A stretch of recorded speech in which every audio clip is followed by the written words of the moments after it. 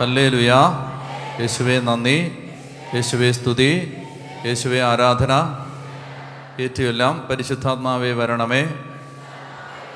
അങ്ങയുടെ ഇഷ്ടദാസിയായ പരിശുദ്ധ കന്യകാമാതാവിൻ്റെ വിമല ഹൃദയത്തിൻ്റെ ശക്തമായ മധ്യസ്ഥത വഴി ഞങ്ങളിൽ വന്ന് നിറയണമേ, ഞങ്ങളിൽ വസിക്കണമേ, ഞങ്ങളെ നയിക്കുകയും ചെയ്യണമേ.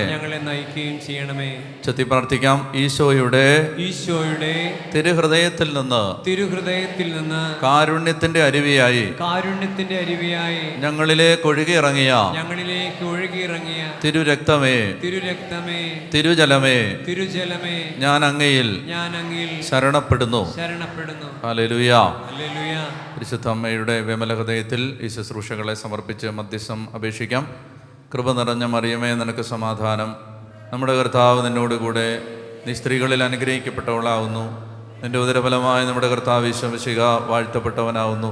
പരിശുദ്ധ മറിയമേ, തമ്പുരാൻ്റെ അമ്മേ, പാപികളായ ഞങ്ങൾക്ക് വേണ്ടി എപ്പോഴും ഞങ്ങളുടെ മരണസമയത്തും പിതാവിനും പുത്രനും പരിശുദ്ധാത്മാവിനും സ്തുതി. പറഞ്ഞേ ഹല്ലേലൂയ. സന്തോഷമാണോ? എങ്ങനെ പറഞ്ഞേ?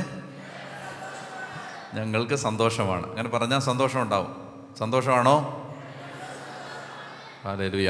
നമ്മൾ കർത്താവിൻ്റെ വചനം ധ്യാനിച്ചു കൊണ്ടിരിക്കുന്നു. നമ്മൾ ദൈവവചനം അല്ലെങ്കിൽ വചനത്തിൽ കിടക്കുന്ന പൊരുളുകൾ നമ്മുടെ ആത്മാവിൽ നമുക്ക് ഗ്രഹിക്കാൻ കഴിയണമെങ്കിൽ നമ്മൾ ചെയ്യേണ്ടത് പരിശുദ്ധാത്മാവ് നമ്മുടെ ഹൃദയം തുറക്കാൻ പ്രാർത്ഥിക്കണം. ലൂക്കാസ് വിശേഷത്തിൻ്റെ 24-ാം അധ്യായം 25-ാമത്തെ വാക്യം. എമ്മാവുസിലേക്ക് പോയ ശിഷ്യന്മാരെ ശകാരിച്ചുകൊണ്ട് ഈശോ ഒരു കാര്യം പറയും. ലൂക്ക 24:25, ലൂക്ക് 24:25, ലൂക്ക 24:25. അപ്പോൾ ഉറക്കെ വായിക്ക്. അപ്പോൾ അവൻ അവരോട് പറഞ്ഞു, ഭോഷന്മാരെ, പ്രവാചകന്മാർ പറഞ്ഞിട്ടുള്ളത് വിശ്വസിക്കാൻ കഴിയാത്ത വിധം ഹൃദയം മന്ദീഭവിച്ചവരെ. കണ്ടോ? വിശ്വസിക്കാൻ പറ്റാത്തത് ജീവിതത്തിലെ ഏത് ഭാഗത്തിന് മാന്യം വന്നുകൊണ്ടാണ്? ഹൃദയത്തിന്. പിടികിട്ടുന്നുണ്ടോ? പ്രവാചകന്മാർ പറഞ്ഞത് വിശ്വസിക്കാനാവാത്ത വിധം തലയടിച്ച് പോയവരെ നല്ല, ബുദ്ധിയില്ലാത്തവരെ നല്ല പറഞ്ഞ്. ഹൃദയം കണ്ടോ? എപ്പോഴും മനസ്സിലാക്കിയിരിക്കണം, ദൈവവചനം പ്രവേശിക്കുന്നത് ബുദ്ധിയിലല്ല, ആത്മാവിലാണ്. ഒരു സംശയമില്ല. വചനം ഗ്രഹിക്കുന്നത് ബുദ്ധിയിലല്ല, ആത്മാവിലാണ്, ഹൃദയത്തിലാണ്. അതുകൊണ്ടാണ് പരിശുദ്ധ അമ്മ ഈ കാര്യങ്ങളെല്ലാം ഹൃദയത്തിൽ സംഗ്രഹിച്ച് അവയെക്കുറിച്ച് ഗാഢമായി ചിന്തിച്ചു കൊണ്ടേയിരുന്നു. ഹൃദയത്തിൽ സംഗ്രഹിച്ചു. മനസ്സിലാവേണ്ടത്, തല ഒരുപാട് വളർന്നു, ഒത്തിരി കാര്യങ്ങൾ അറിയാം, പക്ഷെ ഹൃദയം മന്ദീഭവിച്ചിരിക്കുകയാണ്. പറഞ്ഞേ ഹല്ലേലൂയ. അപ്പം ഈ ഹൃദയത്തിൻ്റെ മന്ദതയാണ് ഈ നാളുകളിൽ ദൈവജനം നമ്മൾ അനുഭവിക്കുന്ന ഏറ്റവും വലിയ ഹാൻഡിക്യാപ്പ്, വൈകല്യം, പരാധീനത. ഹൃദയത്തിൻ്റെ വൈകല്യം. നമ്മുടെ ശരീരം വളരെ സജീവമാണ്, ബുദ്ധി വളരെ വളർന്നതാണ്, വളർന്ന് വികസിച്ചതാണ്, ഒരുപാട് അറിവുകളുണ്ട്, പ്രായോഗിക ജ്ഞാനമുണ്ട്, നൂതന സാങ്കേതിക വിദ്യകളുണ്ട്. വിരൽത്തുമ്പിലേക്ക് ലോക വിജ്ഞാന പ്രളയം നിമിഷാർദ്ധ നേരങ്ങൾ കൊണ്ട് തള്ളി അലച്ചു വരുന്ന വിധത്തിൽ നമ്മൾ എക്യുപ്ഡാണ്. എല്ലാ കാര്യത്തിലും നമുക്ക് അഡ്വാൻറ്റേജുകളുണ്ട്. പ്രശ്നം സംഭവിച്ചത് ഹൃദയം മന്ദീഭവിച്ചു പോയി. അതുകൊണ്ട് എന്താണെന്നറിയാമോ? പ്രാർത്ഥിക്കാൻ പറ്റുന്നില്ല, കുർബാന മനസ്സിലാവുന്നില്ല, കുർബാനയോടൊരു വൈകാരികമായ ഹൃദയബന്ധമില്ല, ഈശോ എന്ന് പറയുമ്പോൾ ഒരു സ്നേഹം വരുന്നില്ല, സുവിശേഷ വേലയ്ക്കൊരു താല്പര്യമില്ല. ആകെപ്പാടെ നമ്മളെ ബാധിക്കുന്ന ഒരു മരവിപ്പ്, മാന്ദ്യം, ഉണർവില്ലായ്മ, സ്വർഗരാജ്യത്തെക്കുറിച്ച് സംസാരിക്കാനുള്ള താല്പര്യക്കുറവ്, ഒരാത്മീയ മടുപ്പ്. ഇത് നമ്മളറിയാതെ നമ്മളെ പിടിമുറുക്കിയിട്ടുണ്ട്. അപ്പോൾ അതുകൊണ്ട് നമ്മൾ മനസ്സിലാക്കേണ്ടത്, ഇവിടെ ഹൃദയം പരിശുദ്ധാത്മാവ് തുറന്നു തരാതെ ഒരു രക്ഷയുമില്ല. അനേകം ആളുകൾ ദൈവിക കാര്യങ്ങളോട് താല്പര്യമുണ്ട്, ഒന്നും പക്ഷെ കയറുന്നില്ല. യെശയ്യാ അവരെക്കുറിച്ച് പറഞ്ഞത് ഇങ്ങനെയാണ്: അവർ കണ്ടിട്ടും മനസ്സിലാക്കുന്നില്ല, കേട്ടിട്ടും ഗ്രഹിക്കുന്നില്ല. ഒന്നും പ്രവേശിക്കാനാവാത്ത വിധം കാതടഞ്ഞു പോയി, ഹൃദയം മന്ദീഭവിച്ചു പോയി. അപ്പോൾ അതുകൊണ്ട് ഈ നാളുകളിൽ നമ്മൾ അഡ്രസ്സ് ചെയ്യേണ്ട ഒരു വലിയ മേഖലയാണിത്. നമ്മൾ ദൈവത്തോട് പറയേണ്ടത് ഇതാണ്: ദൈവമേ, എൻ്റെ ഹൃദയം തുറന്നു തരണം. വേറെ ആർക്കും തുറക്കാൻ പറ്റില്ല. അപ്പോൾ ഇതാണ് പറയുന്നത്, പ്രവാചകന്മാർ തിരുവെഴുത്തുകളിൽ പറഞ്ഞിട്ടുള്ളത് മനസ്സിലാക്കാൻ പറ്റണമെങ്കിൽ, മനസ്സിലാക്കുക എന്ന് പറയുമ്പോൾ അപ്പോഴും തലയിലല്ലത്, അത് ഹൃദയത്തിലാക്കുക എന്ന് പറയുന്നൊരു വാക്കില്ലാത്തതുകൊണ്ടാണ്, വേറെ വാക്കിൻ്റെ പരിമിതി കൊണ്ടാണ് മനസ്സിലാക്കുക എന്ന് പറയുന്നത്. മനസ്സിലാക്കുക അല്ലത്, മനസ്സിൽ ആക്കുക അല്ല. പിന്നെ എവിടെ ആക്കേണ്ടത്? ഹൃദയത്തിലാക്കുകയാണ്. പ്രവാചകന്മാർ പറഞ്ഞ കാര്യങ്ങൾ ഗ്രഹിക്കാനാവാത്ത വിധം ഹൃദയം മന്ദീഭവിച്ചവരെ എന്നാണ് വിളിക്കുന്നത്. ഇനി കൊറിന്തോസുകാർക്ക് എഴുതിയ 1-ാം ലേഖനം 2-ാം അധ്യായത്തിൽ, 1 Corinthians chapter 2, 1 കൊരിന്തോസ് 2-ാം അധ്യായത്തിൽ അപ്പോസ്തലൻ പറയുകയാണ്, 2:14, 1 Corinthians 2:14, 2:14, ലൗകിക മനുഷ്യന് ദൈവാത്മാവിൻ്റെ ദാനങ്ങൾ ഭോഷത്വമാകയാൽ അവൻ അത് സ്വീകരിക്കുന്നില്ല. ഏത് മനുഷ്യൻ? ലൗകിക മനുഷ്യൻ. നിങ്ങൾ ഓരോ വാക്കും ശ്രദ്ധിക്കണം. ദൈവാത്മാവിൻ്റെ ദാനങ്ങൾ, ആത്മീയമായ കാര്യങ്ങൾ, ആത്മീയ ദാനങ്ങൾ, ആത്മീയമായ കാര്യങ്ങൾ, ഇത് മനസ്സിലാക്കാൻ ലൗകിക മനുഷ്യന് അത് ഭോഷത്വമാണ്. ഇതൊക്കെ എന്താണെന്ന് ഈ പറയുന്നത്? ഇതിനകത്തൊക്കെ വല്ല കാര്യമുണ്ടോയെന്ന് ചോദിക്കുന്നത്. അപ്പോൾ അതാരാണ്? ഏത് മനുഷ്യനാണ്? ലൗകിക മനുഷ്യൻ. ലൗകിക മനുഷ്യൻ ഇംഗ്ലീഷിൽ പറയുന്നത് നാച്ചുറൽ മാൻ എന്നാണ്. നാച്ചുറൽ മാൻ, ലൗകിക മനുഷ്യൻ. അപ്പോൾ ഈ ലൗകിക മനുഷ്യന് ദൈവികമായ ദാനങ്ങൾ ഭോഷത്വമാകയാൽ അവനത് സ്വീകരിക്കുന്നില്ല. ഈ ദാനങ്ങൾ ആത്മീയമായി വിവേചിക്കേണ്ടവയാകയാൽ അവ ഗ്രഹിക്കാനും അവന് സാധിക്കുകയില്ല. ആത്മീയ മനുഷ്യൻ എല്ലാ കാര്യങ്ങളും വിവേചിച്ചറിയുന്നു, അവനെ വിധിക്കാൻ ആർക്കും സാധിക്കുകയില്ല. പറഞ്ഞേ ഹല്ലേലൂയ, പറഞ്ഞേ ഹല്ലേലൂയ, പറഞ്ഞേ ഹല്ലേലൂയ, പറഞ്ഞേ ഹല്ലേലൂയ. അതായത് ഈ ലൗകിക മനുഷ്യന് ഇതെല്ലാം ഭോഷത്തരമാണ്. നമ്മൾ ഈ നാളുകളിൽ ദൈവത്തിൻ്റെ ആത്മാവിൻ്റെ ഒരു പ്രേരണയിൽ സഭയ്ക്ക് വേണ്ടി പ്രാർത്ഥിക്കാനായിട്ട് 10 നന്മ നിറഞ്ഞ മറിയം ചൊല്ലാമെന്ന് ചോദിച്ചായിരുന്നു. അപ്പോൾ ചില ആളുകൾ ചോദിക്കുകയാണ്, അതിനെ സ്വർഗസ്ഥനായ പിതാവേ ചൊല്ലാൻ പറയാത്തേ? നന്മ പറഞ്ഞ അതന്നെ വിശ്വാസ പ്രമാണം പറയാത്ത എന്താ? യാമപ്രാർത്ഥനയല്ല എന്നെ പറയാത്തത്. ഇതിനൊന്നും മറുപടിയില്ല. എന്താണെന്നറിയോ? ഇത് ഗ്രഹിക്കാൻ ഇങ്ങനെയുള്ള മനുഷ്യർക്ക് പറ്റില്ല. പറഞ്ഞേ ഹല്ലേലൂയ. അത് ഗ്രഹിക്കാൻ പറ്റില്ലത്. കാരണം എന്താ വെച്ചാൽ അവർക്കിത് ഭോഷത്തരമാണ്. പറഞ്ഞേ ഹല്ലേലൂയ. മനുഷ്യരോടൊരു കാര്യം പ്രാർത്ഥിക്കാൻ പറയുമ്പോൾ അവർക്ക് എളുപ്പത്തിൽ പ്രാർത്ഥിക്കാൻ പറ്റുന്നതും മുടക്കം കൂടാതെ ചെയ്യാൻ പറ്റുന്നതുമായൊരു കാര്യം പറഞ്ഞാൽ അത് നടക്കും. മനസ്സിലായോ? അല്ല, നിങ്ങൾ വന്ന് രാവിലെ മുതൽ വൈകുന്നേരം വരെ ഇരുന്ന് 10 മണിക്കൂർ പ്രാർത്ഥിക്കാൻ പറഞ്ഞാലൊന്നും എല്ലാവരും ഒന്നും ചെയ്യില്ലെന്നല്ല, എല്ലാവരും ചെയ്യില്ല. മാസീവായ ഒരു പ്രാർത്ഥന റേസ് ചെയ്യേണ്ടി വരുമ്പോൾ എന്താ ചെയ്യുന്നത്? ചെയ്യാൻ പറ്റുന്നതും എളുപ്പത്തിൽ ചെയ്യുന്നതും മുടക്കം വരാത്തതുമായ കാര്യങ്ങൾ നിർദ്ദേശിക്കും. പറഞ്ഞേ ഹല്ലേലൂയ. മറ്റു പ്രാർത്ഥനയ്ക്ക് വിലയില്ലാഞ്ഞിട്ടല്ല, മനസ്സിലായോ? അന്നേരം സോഷ്യൽ മീഡിയയിൽ ഇരുന്ന് അതിനെ പുച്ഛിക്കും. എന്ത് സ്പിരിച്വാലിറ്റിയാണെന്ന് എനിക്കിതുവരെ മനസ്സിലായിട്ടില്ല. ഇവരെന്തിനെയാണ് പ്രൊമോട്ട് ചെയ്യുന്നതെന്ന് എനിക്കിതുവരെ മനസ്സിലായിട്ടില്ല. ഇവരാരുടെ ആളുകളാണെന്ന് എനിക്കിതുവരെ മനസ്സിലായിട്ടില്ല. പറഞ്ഞേ ഹല്ലേലൂയ. മനസ്സിലാവുന്നുണ്ടോ? അതായത് ഇതൊക്കെ ലൗകിക മനുഷ്യന് ഇത് ഭോഷത്തരമാണ്. പറഞ്ഞേ ഹല്ലേലൂയ. ദൈവാത്മാവിൻ്റെ പ്രവർത്തനങ്ങൾ ലൗകിക മനുഷ്യന് ഭോഷത്തരമാകയാൽ അവനത് ഗ്രഹിക്കാൻ പറ്റില്ല. ഇത് ആത്മീയമായി വിവേചിക്കേണ്ടവയാകയാൽ അവ ഗ്രഹിക്കാനും അവന് സാധിക്കില്ല. എന്നാൽ ആത്മീയ മനുഷ്യൻ എല്ലാ കാര്യങ്ങളും വിവേചിച്ചറിയുന്നു. ആത്മീയ മനുഷ്യൻ. ഈ ആത്മാവിൻ്റെ മേഖല ഹൃദയം എന്നാണ് ബൈബിൾ ഉപയോഗിക്കുന്ന വാക്ക്. ആ ഹൃദയം തുറക്കപ്പെടണം. ഇത് തുറക്കാൻ നമ്മുടെ കയ്യിൽ താക്കോലൊന്നുമില്ല. ഇതാരാ തുറക്കേണ്ടതെന്നറിയാമോ? ഇത് പരിശുദ്ധാത്മാവ് തുറന്നു തരണം. ഞാൻ പറഞ്ഞില്ലേ, മലങ്കര കുർബാനയിൽ അച്ഛൻ ഈ ദൈവിക രഹസ്യങ്ങളുടെ നിഗൂഢമായ കാര്യങ്ങളിലേക്ക് പ്രവേശിക്കുമ്പോൾ തനിക്കത് മനസ്സിലാക്കാൻ കഴിയണമേ. അത് മനസ്സിലാക്കാൻ, ആത്മീയ ദാനങ്ങൾ ഗ്രഹിക്കാൻ. ദൈവമേ, എൻ്റെ കഴിവില്ല, എൻ്റെ പ്രശ്നം എന്താണ്? അച്ഛൻ പ്രാർത്ഥിക്കുകയാണ്, എന്താണ്? എൻ്റെ തലയിൽ വൈരിയുടെ വ്യാപാരം, എൻ്റെ ബോധം. പിന്നെ എന്താണ്? വൈരിയുടെ സകല വ്യാപാരത്തിൻ്റെ ബോധത്തെയും അവിഹിത വീക്ഷണം. ഇപ്പം കണ്ണിലെല്ലാം, എൻ്റെ കണ്ണിൽ കാണുന്നതെല്ലാം തെറ്റ്, ഞാൻ കണ്ണുകൊണ്ട് കാണുന്നതെല്ലാം തെറ്റ്, ഞാൻ കാതുകൊണ്ട് കേട്ടതെല്ലാം തെറ്റ്, കൈകൊണ്ട് ചെയ്തതെല്ലാം തെറ്റ്, ഹൃദയം കൊണ്ട് നിരൂപിച്ചതെല്ലാം തെറ്റ്. ഞാനൊരു പാപിയാണ് കർത്താവേ. അതുകൊണ്ട് എന്ത് ചെയ്യണം? കർത്താവ് എന്ത് ചെയ്യണം? വൈരിയുടെ സകല വ്യാപാരത്തിൽ നിന്ന് എൻ്റെ ബോധത്തെയും, അവിഹിത വീക്ഷണത്തിൽ നിന്ന് എൻ്റെ കണ്ണുകളെയും, വ്യർത്ഥശ്രവണത്തിൽ നിന്ന് എൻ്റെ ചെവികളെയും, നിന്ദ്യപ്രവൃത്തികളിൽ നിന്ന് എൻ്റെ കൈകളെയും കാത്തുകൊള്ളണമേ.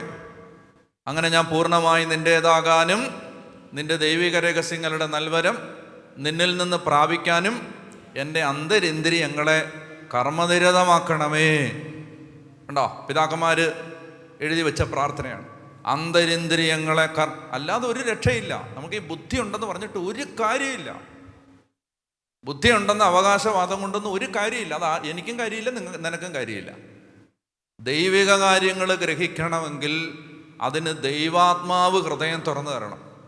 പറഞ്ഞേ ഹല്ലേലൂയാ, പറഞ്ഞേ ഹല്ലേലൂയാ, പറഞ്ഞേ ഹല്ലേലൂയാ, പറഞ്ഞേ ഹല്ലേലൂയാ. അപ്പം അതുകൊണ്ട് ഇത് പരിശുദ്ധാത്മ. അതുകൊണ്ടാണ് എന്ത് ചെയ്തു? ലൂക്കാ 24:45 ഇത് ഇങ്ങനെ ഇവരെ ശാസിച്ചിട്ട്, ലൂക്കാ 24:25 ഇവരെ ശാസിച്ചു. എമ്മാവുസിലേക്ക് പോയ ശിഷ്യന്മാരെ ശാസിച്ചു. പ്രവാചകന്മാർ പറഞ്ഞത് മനസ്സിലാക്കാൻ കഴിയാത്ത വിധം ഹൃദയം മന്ദീഭവിച്ചവരെ 24:25 അവരെ ശാസിച്ചിട്ട് 24:45 എന്ത് ചെയ്തു? വിശുദ്ധ ലിഖിതങ്ങൾ ഗ്രഹിക്കാൻ തക്ക വിധം അവരുടെ മനസ്സ് അവൻ തുറന്നു, അവരുടെ ഹൃദയം അവൻ തുറന്നു. വിശുദ്ധ ലിഖിതങ്ങൾ ഗ്രഹിക്കാൻ തക്ക വിധം ദൈവം എന്ത് ചെയ്തു? അവരുടെ ആത്മാവിനെ തുറന്നു കൊടുത്തു. അപ്പം ഇതാര് തുറന്നു തരണം? ഈശോ തുറന്നു തരണം. അപ്പം അതുകൊണ്ട് നമ്മൾ എന്ത് ചെയ്യുന്നുണ്ട്? അതുകൊണ്ടാണ് ഈശോ പറഞ്ഞത്, എൻ്റെ വചനം കേൾക്കുമ്പോൾ, യെശയ്യാ 66:2 നമ്മൾ വായിക്കേണ്ട ഒന്ന് വായിച്ചാണ്. എൻ്റെ വചനം ആത്മാവിൽ എളിമയും അനുതാപവും ഉണ്ടായിരിക്കുകയും എൻ്റെ വചനം കേൾക്കുമ്പോൾ വിറയ്ക്കുകയും ചെയ്യുന്നവനെയാണ് ഞാൻ കടാക്ഷിക്കുന്നത്. അതുകൊണ്ട് നമ്മൾ എന്ത് ചെയ്യണം? നമുക്കിതൊന്നും മനസ്സിലാക്കാൻ പറ്റുന്ന ആളുകളല്ല നമ്മൾ. ദൈവിക കാര്യങ്ങൾ ഞാൻ പറഞ്ഞില്ലേ, ആദ്യം ഞാൻ പറയും, സുഭാഷിതം 25:2 പറഞ്ഞിരുന്നു. എടുക്കണ്ട, ഇതെല്ലാം പറഞ്ഞാണ്. എന്താ? നിഗൂഢത ദൈവത്തിൻ്റെ മഹത്വമാണ്.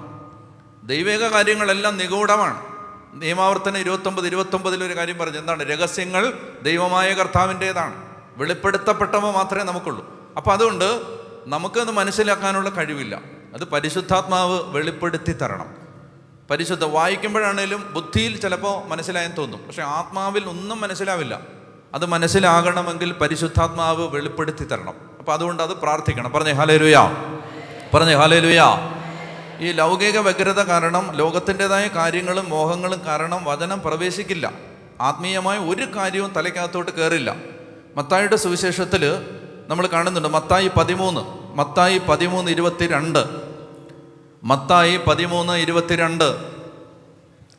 ഒരുവൻ വചനം ശ്രവിക്കുന്നു, എന്നാൽ ലൗകിക വ്യഗ്രതയും ധനത്തിൻ്റെ ആകർഷണവും വചനത്തെ ഞെരുക്കുന്നു, അത് ഫലശൂന്യമാവുന്നു. ലൗകിക വ്യഗ്രത, ധനത്തിൻ്റെ ആകർഷണം, ഇത് കാരണം ഇത് വചനത്തെ ഞെരുക്കുകയും അത് ഫലമില്ലാതെ പോവുകയും ചെയ്യുന്നു. മർക്കോസിൻ്റെ സുവിശേഷത്തിൽ 4-ാം അധ്യായത്തിൽ ഒരു വാക്കുകൂടെ കൂട്ടിച്ചേർക്കുന്നുണ്ട്. മത്തായിയുടെ സുവിശേഷം 4-ാം അധ്യായത്തിൻ്റെ 19, മത്തായി 4:19. എന്നാൽ മത്തായി അല്ല, മാർക്ക് 4:19, മർക്കോസ് 4:19.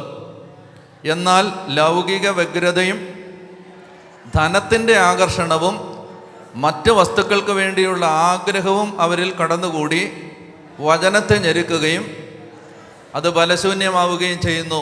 മനസ്സിലായോ? ലൗകിക വ്യഗ്രതയും ധനത്തിൻ്റെ ആകർഷണവും മറ്റ് വസ്തുക്കൾക്ക് വേണ്ടിയുള്ള ആഗ്രഹവും അവരിൽ കടന്നുകൂടി വചനത്തെ ഞെരുക്കുകയും അത് അപ്പോൾ എന്ന് വെച്ചാൽ ഈ ലൗകിക വ്യഗ്രത കൊണ്ട് ഇത് മനസ്സിലാക്കാൻ പറ്റില്ല. അത് തന്നെ 2 കൊറിന്തോസ് 4:4 പറയുന്നുണ്ട്. ഈ ലൗകിക വ്യഗ്രതയെ അവിടെ വിളിക്കുന്ന പേര് ഈ ലോകത്തിൻ്റെ ദേവൻ എന്നാണ്. ലൗകിക വ്യഗ്രതയെ അവിടെ വിളിക്കുന്ന പേര് ഈ ലോകത്തിൻ്റെ ദേവൻ എന്നാണ്. 2 കൊറിന്തോസ് 4:4 വായിച്ചേ, 3-4 വായിക്കേ. 2 കൊറിന്ത്യൻസ് ചാപ്റ്റർ 4 വേഴ്സ് 3 and 4. ഞങ്ങളുടെ സുവിശേഷം നിഗൂഢമായിരിക്കുന്നെങ്കിൽ ആർക്കാണത്? അത് നാശത്തിലേക്ക് പോകുന്നവർക്ക് മാത്രമാണ്. അടുത്ത വാക്യം, ഈ ലോകത്തിൻ്റെ ദേവൻ, ഇതാണ് ലൗകിക വ്യഗ്രത. ഈ ലോകത്തിൻ്റെ ദേവൻ എന്ത് ചെയ്യുന്നു? അവിശ്വാസികളായ അവരുടെ മനസ്സിനെ അന്ധമാക്കി വെച്ചിരിക്കുകയാണ്. മനസ്സിനെ എന്ന് പറഞ്ഞാൽ ഹൃദയത്തെ, അവിശ്വാസികളായ അവരുടെ ഹൃദയത്തെ അന്ധമാക്കി വെച്ചിരിക്കുകയാണ്. അതുകൊണ്ട് തന്നിമിത്തം therefore പറഞ്ഞേ, ദൈവത്തിൻ്റെ പ്രതിരൂപമായ ക്രിസ്തുവിൻ്റെ മഹത്വമേറിയ സുവിശേഷത്തിൻ്റെ പ്രകാശം അവർക്ക് കാണാൻ പറ്റുന്നില്ല. മനസ്സിലായി? സുവിശേഷത്തിൻ്റെ പ്രകാശം കാണാൻ പറ്റുന്നില്ല.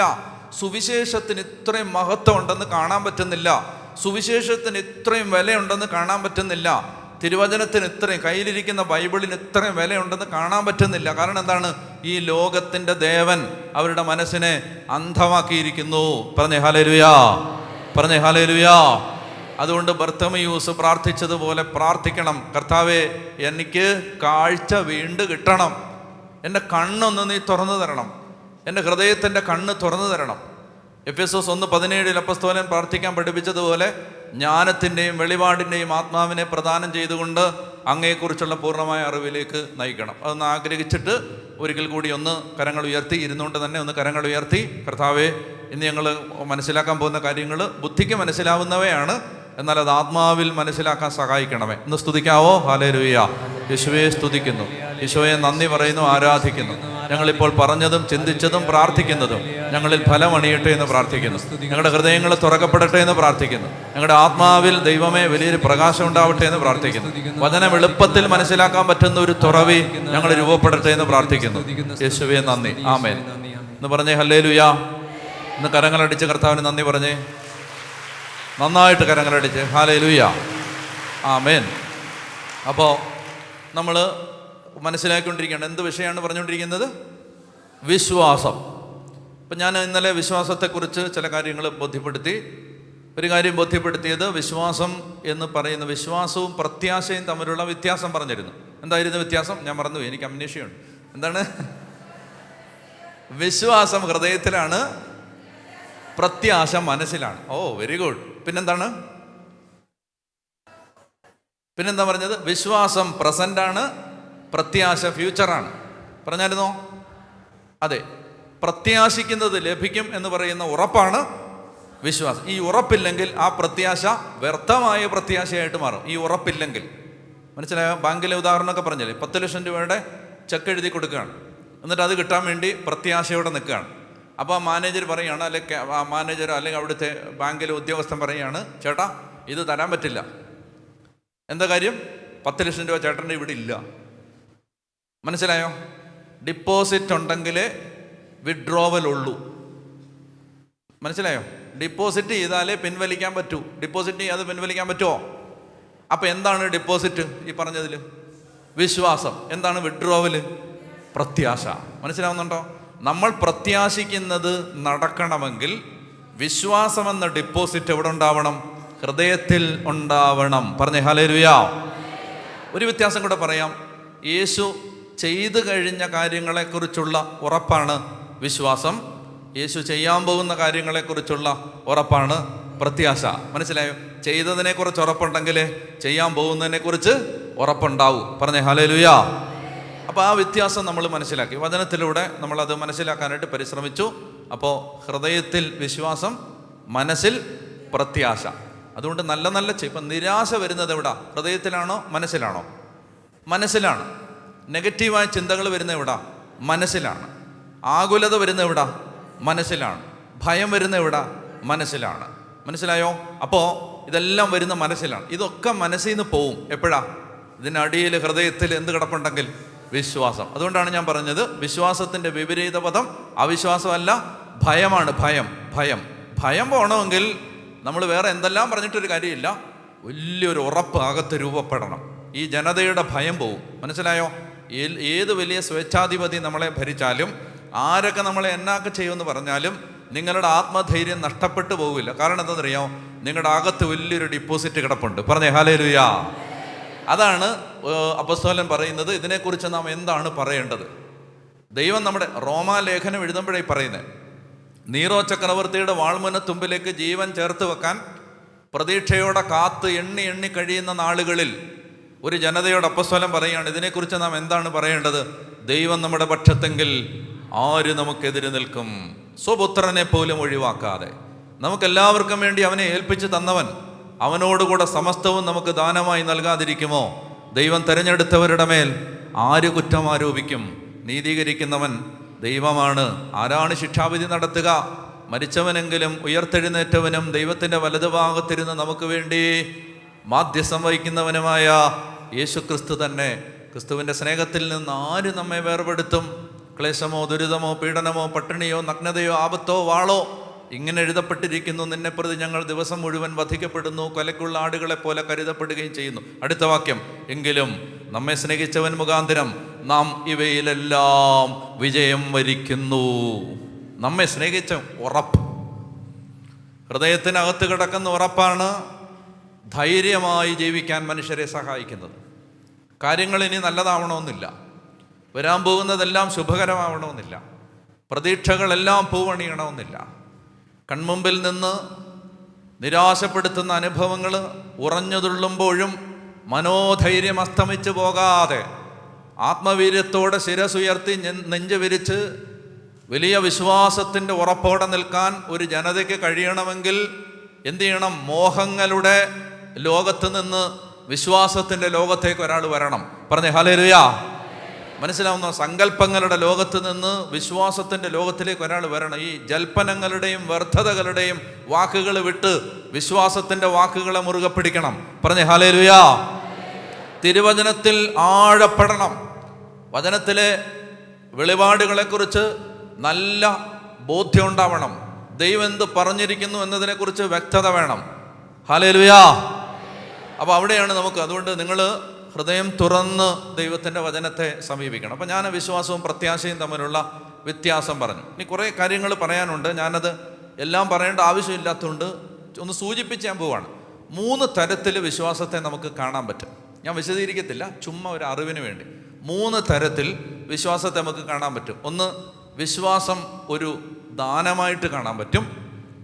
2, വിശ്വാസം എന്ന് പറയുന്നത് ഒരു ഫലമായിട്ട് കാണാൻ പറ്റും. വിശ്വാസം എന്ന് പറയുന്നത് ഒരു ജീവിത രീതിയായിട്ട് കാണാൻ പറ്റും.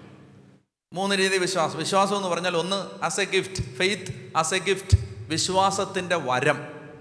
മനസ്സിലായോ? ജസ്റ്റ് ഒന്ന് ബൈബിളിൽ നിന്ന് എടുത്ത് ഒന്ന് കണ്ട് പൊക്കോ പെട്ടെന്ന്. വിശ്വാസത്തിൻ്റെ ഓരോരുത്തരുടെയും ജീവിതത്തിൻ്റെ ആവശ്യമനുസരിച്ച് ദൈവം ഓരോരുത്തർക്കും വരങ്ങൾ കൊടുക്കും എന്ന് അപ്പോസ്തലൻ പറയുന്നുണ്ട്. നിങ്ങൾ റോമാലേഖനത്തിൻ്റെ 12-ാം അധ്യായം എടുക്കുക. റോമാലേഖനത്തിൻ്റെ 12-ാമത്തെ അധ്യായം, റോമർ 12:3 മുതൽ വായിക്കുക. എനിക്ക് ലഭിച്ചിരിക്കുന്ന കൃപയാൽ പ്രേരിതനായി നിങ്ങളോട് ഞാൻ പറയുന്നു, ഉള്ളതിലധികം മേന്മ ആരും ഭാവിക്കരുത്, മറിച്ച് ദൈവം ഓരോരുത്തർക്കും നൽകിയിരിക്കുന്ന വിശ്വാസത്തിൻ്റെ അളവനുസരിച്ച്. കണ്ടോ, ഇവിടെ ഓരോരുത്തർക്കും നൽകിയിരിക്കുന്ന വിശ്വാസത്തിൻ്റെ അളവെന്ന് പറയുന്നത് വിശ്വാസമെന്ന വരമാണ്. വിശ്വാസ വരം, മനസ്സിലായി? അതൊരു വരമാണ്. രോഗശാന്തി വരം. ഹലോ, വരങ്ങളെക്കുറിച്ച് കേട്ടിട്ടുണ്ടോ? വാചിക വരങ്ങൾ, അങ്ങനെ വരങ്ങളുണ്ട്. വാചിക വരം എന്തൊക്കെയാണത്? വാചിക വരങ്ങൾ, അറിവിൻ്റെ വരം, ജ്ഞാനത്തിൻ്റെ വരം, ഇതൊക്കെ വാചിക വരങ്ങളാണ്. ഭാഷാവരം. പിന്നെ എന്താണ്? ശക്തിയുടെ വരങ്ങളുണ്ട്. എന്തൊക്കെയാണ്? രോഗശാന്തി വരം, അത്ഭുത പ്രവർത്തന വരം, ഇതൊക്കെ ശക്തിയുടെ വരങ്ങളാണ്. Gifts of power. മനസ്സിലാവുന്നോ? അപ്പോൾ ഇങ്ങനെ വിശ്വാസം എന്ന് പറയുന്നത് ഒരു വരമാണ്, വരം. ഇനി താഴോട്ട് വരുമ്പോൾ അദ്ദേഹം പറയുകയാണ്, എന്താണ്? 6-ാമത്തെ വാക്യം, നമുക്ക് ലഭിച്ചിരിക്കുന്ന കൃപയനുസരിച്ച് നമുക്കുള്ള ദാനങ്ങളും. അത് ദാനം അല്ലെങ്കിൽ വരം, ഗിഫ്റ്റ്. ദാനം അല്ലെങ്കിൽ വരം, ഗിഫ്റ്റാണ്, ഗിഫ്റ്റ്. അടുത്ത വായിച്ച്, നമുക്ക് ലഭിച്ചിരിക്കുന്ന കൃപയനുസരിച്ച് നമുക്കുള്ള ദാനങ്ങളും വ്യത്യസ്തങ്ങളാണ്. പ്രവചനവരം വിശ്വാസത്തിന് ചേർന്ന വിധം. അപ്പോൾ സത്യം മതി, ഇങ്ങോട്ട് നോക്കിയോ. അപ്പോൾ വിശ്വാസം എന്ന് പറയുന്നത് ഒന്ന്, വിശ്വാസമെന്ന വരം, വിശ്വാസമെന്ന ദാനം. നമുക്ക് പിന്നീട് കുറച്ച് കാര്യങ്ങൾ പരാമർശിക്കാൻ പറ്റും. വിശ്വാസം എങ്ങനെ കിട്ടും എന്നത് ചോദിക്കുമ്പോൾ നമുക്ക് ഈ കാര്യങ്ങൾ കുറച്ച് സൂചിപ്പിക്കാൻ പറ്റും. തൽക്കാലം വിട്ടേക്കുക, ഒരു അറിവായിട്ട് ഇങ്ങനെ എഴുതുന്നുണ്ട്. വിശ്വാസം എന്ന ദാനം. പിന്നീട് വിശ്വാസം എന്ന് പറയുന്ന ഫലം. ഫലം ഇപ്പം ഇങ്ങനെ ചിന്തിക്കുക. ഞാനൊരു ഉദാഹരണം പറയാം. ഇവിടെ ഒരു ആപ്പിൾ മരമുണ്ട്. ആപ്പിൾ മരത്തിൽ ആപ്പിളുണ്ട്. ആപ്പിൾ മരത്തിൻ്റെ ഫലം, ഫ്രൂട്ട്. ഇവിടെ ഒരു ക്രിസ്മസ് ട്രീ ഉണ്ട്. ആ ക്രിസ്മസ് ട്രീയിൽ ക്രിസ്മസിന് രാത്രി ആളുകൾ കൊടുക്കാനുള്ള ഗിഫ്റ്റും തൂക്കിയിട്ടിട്ടുണ്ട്. 2 മരമാണേ. ആപ്പിൾ മരത്തിലുള്ളത് ഫലം, ക്രിസ്മസ് ട്രീയിലുള്ളത് ഗിഫ്റ്റ്. പിടികിട്ടുന്നോ? ക്രിസ്മസ് ട്രീയിലുള്ളത് ഗിഫ്റ്റ്, ആപ്പിൾ മരത്തിലുള്ളത് പഴം. ഗിഫ്റ്റ് ക്രിസ്മസ് ട്രീയിൽ തൂക്കിയിട്ടത് എടുത്തോണ്ട് പോയി കഴിഞ്ഞാൽ പിന്നെ ആ ട്രീയിൽ ഗിഫ്റ്റ് ഇല്ല. അത് ആ സമയത്ത് എടുത്തോണ്ട് പോകുന്നവരേ ഉള്ളൂ. ആപ്പിൾ മരത്തിൽ നിന്ന് ഒരു പഴം പറിച്ചുകൊണ്ട് പോയാലും അടുത്ത സീസണിൽ അടുത്ത ആപ്പിൾ ഉണ്ടാവും. അപ്പോൾ നമുക്ക് വിശ്വാസം എന്ന് പറയുന്നത് ഒരു വരമുണ്ട്, അത് വേണം, അത് ആവശ്യമുള്ള സമയത്ത് അത് വേണം. എന്നാൽ അതിനേക്കാൾ പ്രധാനം വിശ്വാസമെന്ന ഫലം. ഗലാത്യ ലേഖനത്തിൽ ആത്മാവിൻ്റെ ഫലങ്ങൾ പറയുന്നുണ്ട് വിശ്വാസം എന്ന് പറയുന്ന ഫലം. ഗലാത്യ ലേഖനം 5-ാം അധ്യായം 22 മുതൽ, ഗലാത്യ ലേഖനം 5-ാം അധ്യായം 22 മുതൽ, എന്നാൽ ആത്മാവിൻ്റെ ഫലങ്ങൾ സ്നേഹം, ആനന്ദം, സമാധാനം, ക്ഷമ, ദയ, നന്മ. ആ വാക്കാണ് ഒരു ഗ്രീക്ക് വാക്ക് പറഞ്ഞായിരുന്നു ഇന്നലെ, പിസ്തിസ്. അതിൻ്റെ ഒരു ട്രാൻസ്ലേഷൻ വിശ്വസ്തത എന്നാണ്, വിശ്വാസം എന്നാണ് ശരിക്കും. വിശ്വാസം, വിശ്വസ്തത സമാന്തര അർത്ഥമുള്ള പദങ്ങളാണ്, സമാന പദങ്ങളാണ്. വിശ്വസ്തത അതാണ് ഇവിടെ ഉപയോഗിച്ചിരിക്കുന്നത്, പിസ്തിസ്. അപ്പോൾ വിശ്വാസം എന്ന് പറയുന്നത് ഇവിടെ ആത്മാവിൻ്റെ ഫലങ്ങളായിട്ടാണ് പറയുന്നത്. ആത്മാവിൻ്റെ ഫലം, നമ്മളിൽ വിശ്വാസം ഒരു ഫലമായിട്ടുണ്ട്. ഇനി മൂന്നാമതായിട്ട് വിശ്വാസം ഒരു ജീവിത രീതി. ഞാൻ അതിനെക്കുറിച്ചാണ് കൂടുതൽ സമയം ചെലവഴിക്കാൻ പോകുന്നത്. വിശ്വാസം എന്ന് പറയുന്ന ജീവിത രീതി, അതാണ് നമുക്ക് ശരിക്കും വേണ്ടത്.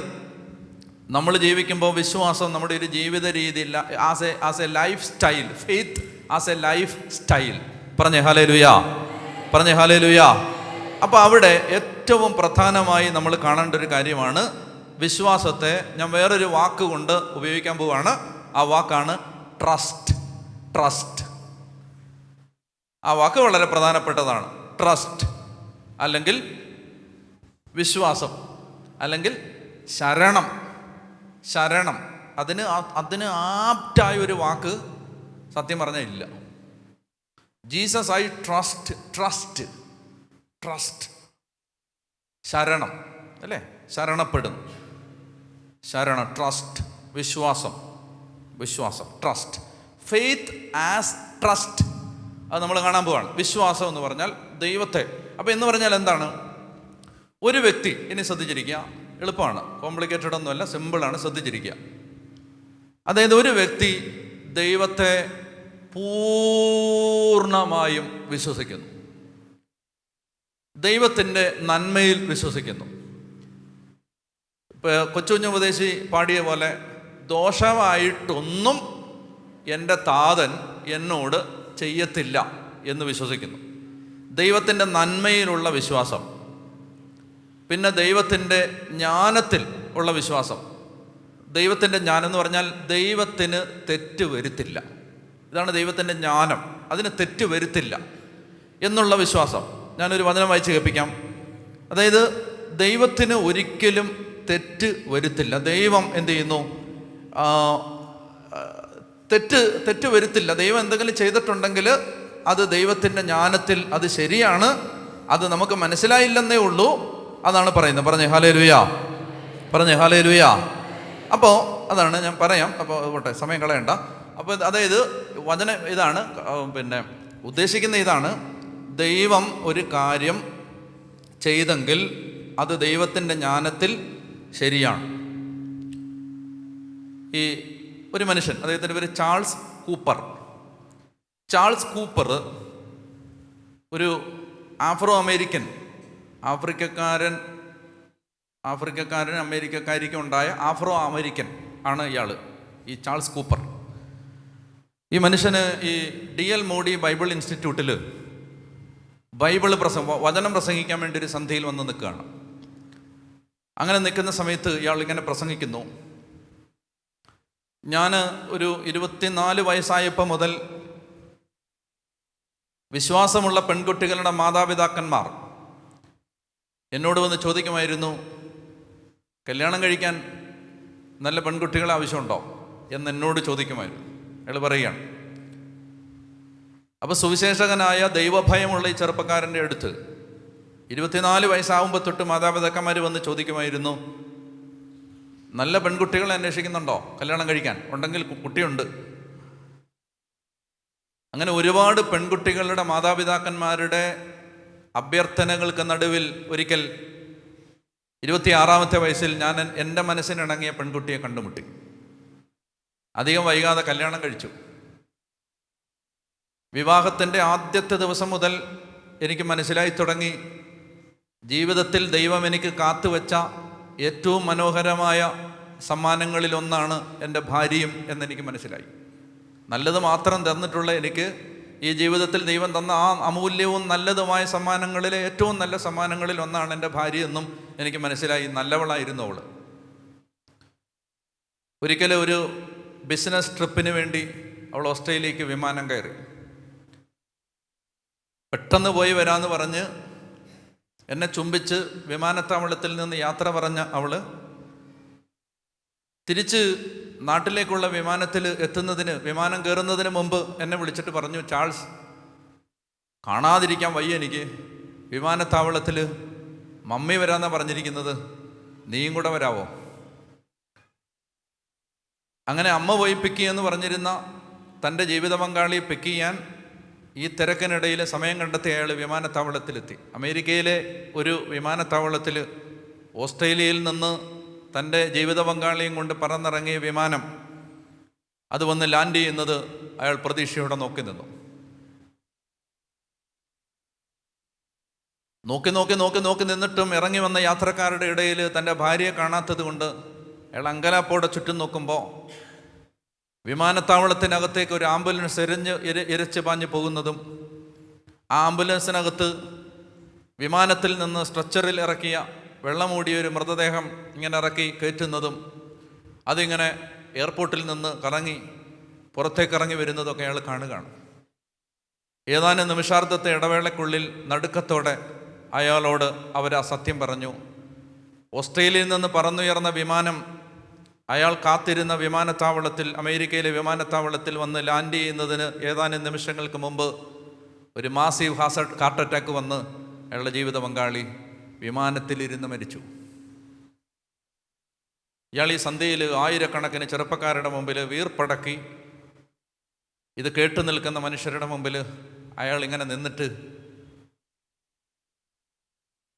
അയാൾ പറയുകയാണ്, ജീവിതകാലം മുഴുവൻ സുഖദുഃഖങ്ങൾ പങ്കിട്ട് ഒരുമിച്ച് ജീവിക്കാമെന്ന് മോഹങ്ങൾ നെയ്തെടുത്ത ജീവിത പങ്കാളി ചലനമറ്റൊരു മൃതദേഹമായി കൺമുമ്പിൽ ഇങ്ങനെ കിടക്കുമ്പോൾ, ചാൾസ്, ഇനി നിങ്ങളുടെ ദൈവത്തെക്കുറിച്ച് നിങ്ങൾ എന്ത് പറയും എന്ന് ചോദ്യമനയുടെ കൂരമ്പുകൾ എൻ്റെ നെഞ്ചിന് നേരെ ഉതിർത്ത് വിടുന്ന 10,000-കണക്കിന് മനുഷ്യരുടെ നടുവിൽ ഞാനിങ്ങനെ നേരെ നിൽക്കുമ്പോൾ, കണ്ണുപൂട്ടുമ്പോൾ അകത്തുനിന്നാരോ പറയുന്നുണ്ട്, ദൈവത്തെ സ്നേഹിക്കുന്നവർക്ക്, അവിടുത്തെ പദ്ധതി അനുസരിച്ച് വിളിക്കപ്പെട്ടവർക്ക് അവിടുന്ന് എല്ലാം നന്മയ്ക്കായി മാറ്റും. അയാൾ പറയുകയാണ്, ഈ ആയിരക്കണക്കിന് ചെറുപ്പക്കാരുടെ മുന്നിൽ അയാൾ പറയുകയാണ്, എനിക്കെൻ്റെ ദൈവത്തെയോ ആ ദൈവത്തിൻ്റെ ജ്ഞാനത്തെയോ സംശയമില്ലാത്തത് കൊണ്ട് ഞാൻ പറയുന്നു, ദൈവമേ, അങ്ങയ്ക്ക് തെറ്റുവരികയില്ല. പറഞ്ഞേ ഹല്ലേലൂയ. ഇതാ നമ്മുടെ കൊച്ചുകുഞ്ഞ് പ്രദേശി പാടിയത്, ദോഷമായിട്ടൊന്നും എൻ്റെ അപ്പൻ എന്നോട് ചെയ്യത്തില്ല. ട്രസ്റ്റ് എന്ന് പറഞ്ഞാൽ ഇതാണ് ട്രസ്റ്റ്. Faith as trust. സാഹചര്യങ്ങൾ എന്തുമാവട്ടെ, ഭക്തൻ്റെ ഉള്ളിൽ ഒരു ബോധ്യമുണ്ട്, എൻ്റെ ദൈവത്തിൻ്റെ ജ്ഞാനത്തിൽ ദൈവത്തിന് തെറ്റുവരില്ല. പറഞ്ഞേ ഹല്ലേലൂയ. വായിക്കാം, വചനം വായിക്കാതെ പോകണ്ട. റോമർ 8:28. റോമർ 8:28 പെട്ടെന്ന് വായിച്ചോ. റോമർ 8:28 വേഗം വായിച്ചോ. ദൈവത്തെ സ്നേഹിക്കുന്നവർക്ക്, അവിടുത്തെ കൽപ്പന അനുസരിച്ച് വിളിക്കപ്പെട്ടവർക്ക് അവിടുന്ന് സകലതും നന്മയ്ക്കായി പരിണമിപ്പിക്കുന്നു. Faith as trust. വിശ്വാസം എന്ന് പറയുന്നത് ഈ പൂർണ്ണമായ ശരണം എന്നൊന്നും പറഞ്ഞാൽ അത് ആവത്തില്ല. അതുകൊണ്ട് ആ ശരണം അല്ല, അതിന് പറ്റിയ വാക്കില്ല. ട്രസ്റ്റ് എന്ന് പറഞ്ഞാൽ അതാണ്. അതായത് ഒരു ചോദ്യം ചെയ്യാത്ത കീഴടങ്ങലാണത്. ചോദ്യം ചെയ്യാത്ത കീഴടങ്ങൽ. ദൈവത്തിന് തെറ്റുവരില്ല. സാഹചര്യങ്ങൾ മോശമാണ്, കൺമുമ്പിൽ നടക്കുന്നത് ഒരിക്കലും മനുഷ്യൻ പ്രതീക്ഷിക്കുന്നതോ സ്വപ്നം കണ്ടതോ സങ്കല്പിച്ചതോ ആയ കാര്യമല്ല. പ്രതീക്ഷയ്ക്ക് ഘടകവിരുദ്ധമായിട്ടാണ് ജീവിതാനുഭവങ്ങൾ ഇതൾ വിരിഞ്ഞു വന്നത്. പക്ഷെ അയാൾ ഹൃദയത്തിൽ ഇങ്ങനെ മനസ്സിലാക്കുകയാണ്, ഐ ട്രസ്റ്റ്. പറഞ്ഞേ ഹല്ലേലൂയാ, പറഞ്ഞേ ഹല്ലേലൂയാ. ഒരു വചനം വായിച്ചു, പ്രഭാഷകൻ 39:16-17. പ്രഭാഷകൻ 39:16-17. വിശ്വാസത്തിൻ്റെ ഏറ്റവും പ്രായോഗികമായൊരു മാനത്തെ ഞാൻ ചൂണ്ടിക്കാണിക്കുകയാണ്. വിശ്വാസം ഒരു ജീവിത രീതി എന്ന് പറഞ്ഞാൽ എന്താണ് അതിൻ്റെ ഉള്ളർത്ഥം, അതിൻ്റെ പൊരുൾ എന്താണ്? പ്രഭാഷകൻ സിറാഖ് 39:16-17. പ്രഭാഷകൻ 39:16-17 വായിക്കാം. എല്ലാം കർത്താവിൻ്റെ പ്രവൃത്തിയാണ്, അവയെല്ലാം അത്യുത്തമമാണ്. ദൈവം ചെയ്യുന്നതെല്ലാം ബെസ്റ്റാണ് എന്ന് പറയാവോ? ദൈവം ചെയ്യുന്നതെല്ലാം ബെസ്റ്റാണ് പറയാവോ? ദൈവം ചെയ്യുന്നതെല്ലാം ബെസ്റ്റാണ്. പറഞ്ഞേ ഹല്ലേലൂയാ, പറഞ്ഞേ ഹല്ലേലൂയാ. ഞാൻ 2005 അച്ഛനായി. 2005 അച്ഛനായി. 2006 ഒരു കാർ അപകടം ഉണ്ടായി. കാർ അപകടത്തെ തുടർന്ന് ഒരു മിഷൻ പ്രദേശത്തിലേക്ക് സ്ഥലമാറ്റം തന്നു. അവിടെ ഇങ്ങനെ ജീവിച്ചുകൊണ്ടിരുന്ന സമയത്ത് കോളേജിൽ പോയി പഠിക്കാൻ പറഞ്ഞു തിരുമേനി. അപ്പോൾ ഞാൻ പോയി, തിരുമേനി പറഞ്ഞല്ലേ, അപ്പോൾ അതുകൊണ്ട് പോയി. അങ്ങനെ പോയി പഠിച്ചു. അങ്ങനെ മാർ ഇവാനിയോസ് കോളേജിൽ പോയി പഠിച്ചു. MA ഇംഗ്ലീഷിൻ്റെ യൂണിവേഴ്സിറ്റിയിൽ 1ാം റാങ്ക് കിട്ടി. എങ്ങനെ കിട്ടിയെന്ന് പറഞ്ഞുകൂടെ കിട്ടി. അപ്പോൾ അത് കിട്ടിയത് അബദ്ധമായെന്ന് പിന്നെ അറിഞ്ഞത്. അപ്പോൾ അതായത് അത് കഴിഞ്ഞപ്പോൾ തൊട്ട് അന്നേരം മുതൽ പിതാവ് നിർബന്ധിക്കാൻ തുടങ്ങി, പെട്ടെന്ന് നെറ്റ് എഴുത്, വേഗം UGC നെറ്റ് എഴുത്, വേഗം കോളേജിൽ കയറ്. ഞാൻ പറഞ്ഞത് റാങ്ക് കിട്ടിയെന്ന് പറയാൻ വേണ്ടിയിട്ടല്ല. റാങ്ക് കിട്ടിയെന്ന് പറഞ്ഞാൽ ഇനി പറയാൻ പോകുന്ന പരാജയത്തിൻ്റെ ഗൗരവം മനസ്സിലാവത്തുള്ളൂ. മനസ്സിലായോ? ഫസ്റ്റ് റാങ്കൊക്കെ വാങ്ങിച്ച് ഇരുന്നപ്പോഴാണ് പിതാവ് പറയുന്നത്, അച്ഛാ പെട്ടെന്ന് പഠിക്കും, വേഗം പഠിച്ചു, വേഗം നെറ്റ് എഴുതിക്ക്. 1ാമത്തെ തവണ UGC നെറ്റ് എഴുതി തോറ്റു. 2ാമത്തെ തവണ എഴുതി തോറ്റു. 3ാമത്തെ തവണ എഴുതി തോറ്റു. വികാരിച്ചനായ ഒരു കുഴപ്പമുണ്ട്. എന്തെന്നറിയാമോ? ഞായറാഴ്ച ദിവസമാണ് ഈ പരീക്ഷ. ആ പരീക്ഷ ഞായറാഴ്ചയാണ്. അപ്പം അടുത്ത ഞായറാഴ്ച കാണത്തില്ലെങ്കിൽ തലേ ഞായറാഴ്ച ആളുകളോട് പറയും, അടുത്ത ആഴ്ച കാണത്തില്ലേ, വേറൊരു അച്ഛനാണ് വരുന്നത്. അപ്പോൾ അവർ അമ്മച്ചിമാർ ചോദിക്കും, എവിടെ പോവാ? പറയാൻ ഇഷ്ടമില്ലെങ്കിലും പറയേണ്ടി വരും, പരീക്ഷ എഴുതാൻ പോവാം അമ്മച്ചി. എന്ത് പരീക്ഷയാ? അപ്പോൾ അമ്മച്ചി അത് ഇങ്ങനെ കോളേജിൽ പഠിപ്പിക്കണമെങ്കിൽ ഒരു പരീക്ഷ പാസ്സാവണം അമ്മച്ചി. എന്ത് പരീക്ഷ? എന്താ എൻ്റെ പേര്? അത് നെറ്റോ ഒന്നുമില്ല അമ്മച്ചി, ഒന്നുമില്ല, പരീക്ഷ. അപ്പോൾ ഇങ്ങനെ പറഞ്ഞിട്ടാണ് പോണേ. പരീക്ഷ എഴുതി വന്ന് വൈകുന്നേരം മുതൽ അമ്മച്ചി ചോദിച്ചു തുടങ്ങും, എന്താ ജയിച്ചോ? മറ്റേ കുഴപ്പമില്ല, നമ്മൾ തന്നെ പോയി വല്ലയിടത്തും പോയി എഴുതിയിട്ട് വന്നാലൊന്നും ഒരു കുഴപ്പമില്ല. ഇത് വന്ന പരീക്ഷ എഴുതി അന്ന് മുതൽ ചോദിക്കും, ജയിച്ചോ അച്ഛാ? എന്നിട്ട് പരീക്ഷയ്ക്ക് പോയായിരുന്നല്ലോ, ജയിച്ചോ? 1 തോറ്റു, 2 തോറ്റു, 3 തോറ്റു. തിരുമേനി കാണുമ്പോഴെല്ലാം കാണുന്നിടത്ത് വെച്ച് ചീത്ത വിളിക്കുകയാണ്. എന്നറിയോ? അച്ഛനത് ഉത്തരവാദിത്വം ഇല്ലാഞ്ഞിട്ടാണ്, താല്പര്യം ഇല്ലാഞ്ഞിട്ടാണ്, ഇഷ്ടമില്ലാഞ്ഞിട്ടാണ്, ഇത് ചുമ്മാ ഉഴപ്പി നടക്കാൻ വേണ്ടിയിട്ടാണ്. ഇനി അതിൻ്റെ ഗതികേടിന് ക്ലാസ്സിൽ കയറാത്തവനും 40% മാർക്ക് വാങ്ങിച്ചവനും ഒക്കെ ഇത് പാസ്സായി പോവാ. മാനഹാനി ഒരു വശത്ത്, ഭീഷണി മറുവശത്ത്, അപമാനം വേറൊരു വശത്ത്, ഇതിൻ്റെ നടുവേ ഇങ്ങനെ നിൽക്കുകയാണ്. അപ്പോൾ ഒരു പ്രാവശ്യം പിതാവ് വിളിച്ചിട്ട് പറഞ്ഞു, അച്ഛൻ ഇത് ഉഴപ്പുന്നതുകൊണ്ടാണ്, എനിക്ക് നല്ലപോലെ മനസ്സിലായിട്ടുണ്ട്. അതിന് പ്രത്യേകിച്ച് ആത്മീയ വരങ്ങളുടെ ആവശ്യമില്ല, അച്ഛൻ ഇത് ഉഴപ്പുന്നതാണ്. അപ്പോൾ രക്ഷപ്പെടാൻ വേണ്ടി ഞാൻ പറഞ്ഞു, പിതാവേ ഇതിങ്ങനെ നമ്മൾ ഈ 1000 ജോലിക്കിടയിലൊന്നും പഠിച്ചാൽ കിട്ടത്തില്ല പിതാവേ. അതിന് എന്ത് ചെയ്യണം, നമ്മളിങ്ങനെ വേറെ എവിടെയെങ്കിലും പോയി മാറി താമസിച്ച് അവിടെ ഇരുന്ന് പഠിച്ച് അങ്ങനെയൊക്കെയാണ്. ആ അച്ഛന് മാറി താമസിച്ചോ? അച്ഛന് എത്ര നാൾ വേണം? 3 മാസം മതി എന്ന് പറഞ്ഞു. 3 മാസത്തേക്ക് പൊക്കോളാൻ പറഞ്ഞ് അങ്ങനെ ഞാൻ തൃശ്ശൂർ പോയി ഒരു വീട് വാടകയ്ക്ക് എടുത്ത് അവിടെ താമസിച്ച് അവിടെ ഒരു ക്ലാസ് കൂടി UGC നെറ്റ് പാസ്സായി കഴിഞ്ഞപ്പോൾ പിറ്റേ ദിവസം മുതൽ മാർ ഇവാനിയോസ് കോളേജിൽ പഠിപ്പിക്കാൻ പിതാവ് വെച്ചു. പഠിപ്പിക്കാൻ തുടങ്ങിയപ്പോൾ അതിൽ 2 വേക്കൻസി അവിടെ ഒഴിച്ചിട്ടിരിക്കുകയാണ്. 2 വേക്കൻസി എന്തിനെന്നറിയാം? 2 അച്ഛന്മാർ പാസ്സായി വരാനുണ്ട്. അന്നേരം കോളേജ് അവിടെ ഡിപ്പാർട്ട്മെൻറ്റിൽ വെക്കാൻ വേണ്ടി വെച്ചിരിക്കുകയാണ്. അപ്പോൾ ഞാൻ പാസ്സായല്ലോ.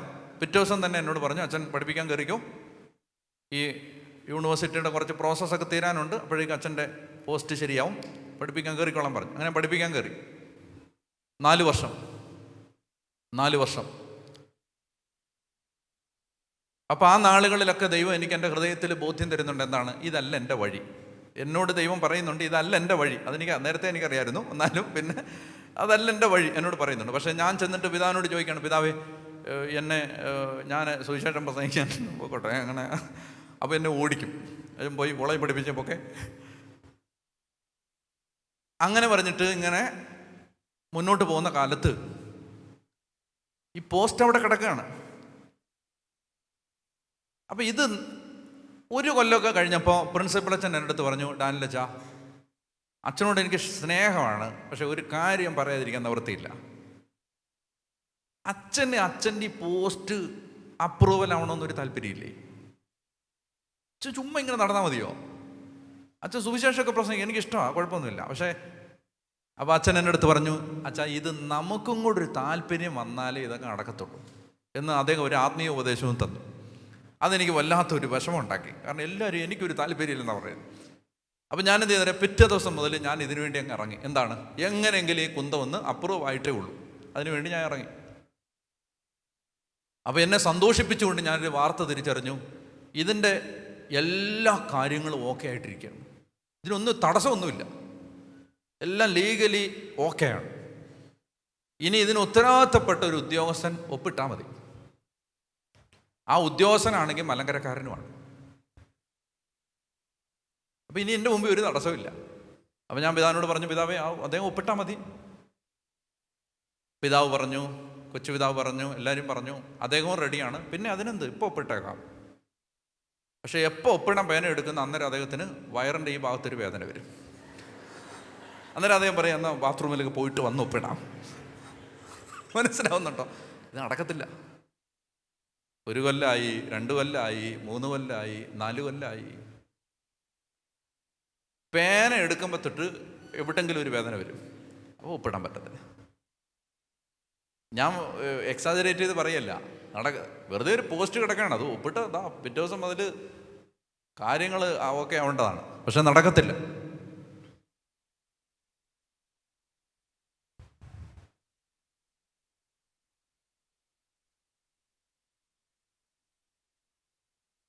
അത് 4 കൊല്ലമായപ്പോൾ പിതാവിന് മനസ്സിലായി ഇത് നടക്കാമോ ഇത്. അപ്പോൾ പിതാവിന് ദൈവത്തിൻ്റെ ഞാൻ ഒന്നും നിർബന്ധിക്കൊന്നും ചെയ്തില്ല. ദൈവത്തിൻ്റെ ആത്മാവ് ഹൃദയത്തിൽ ബോധ്യം കൊടുത്തു. എന്താണ്? ഈ ആള് സുവിശേഷ വേലയ്ക്കുള്ള ആളാണ്. ഈ ആളിനെ വേറെ വഴിക്ക് നേർന്നു വെച്ചിരിക്കുകയാണ്. അപ്പോൾ ഒരു ദിവസം എന്നെ വിളിച്ചിട്ട് പറഞ്ഞു, അച്ഛന് ഈ സുവിശേഷ വേലയ്ക്ക് ഇങ്ങനെ പോകണം, അച്ഛന് കോളേജിൽ നിൽക്കാൻ താല്പര്യമില്ല എന്നൊക്കെ എന്നോട് പലപ്പോഴും പറഞ്ഞിട്ടുണ്ടല്ലോ. ഇപ്പോഴും അച്ഛനെ ആഗ്രഹത്തിൽ ഉറച്ചു നിൽക്കുന്നോ? ഞാൻ പറഞ്ഞു, ആഗ്രഹത്തിനൊരു വ്യത്യാസം വന്നിട്ടില്ല. എന്നാൽ പോയി ഒരു 3 ദിവസം പ്രാർത്ഥിച്ചിട്ട് എന്നോട് തീരുമാനം പറ, കോളേജിൽ നിൽക്കുന്നോ പോന്നോ? ഞാൻ പറഞ്ഞു, എൻ്റെ പൊന്നു പിതാവേ, 3 ദിവസം ഒന്നും പ്രാർത്ഥിക്കണ്ട. കാരണം 3 ദിവസം പ്രാർത്ഥിക്കുമ്പോൾ ചിലപ്പോൾ പിതാവിൻ്റെ മനസ്സ് മാറാൻ സാധ്യതയുണ്ട്. അതുകൊണ്ട് എന്താണ് 3 ദിവസം ഒന്നും പ്രാർത്ഥിക്കണ്ട, ഞാൻ ഇപ്പോൾ പോവാണ്.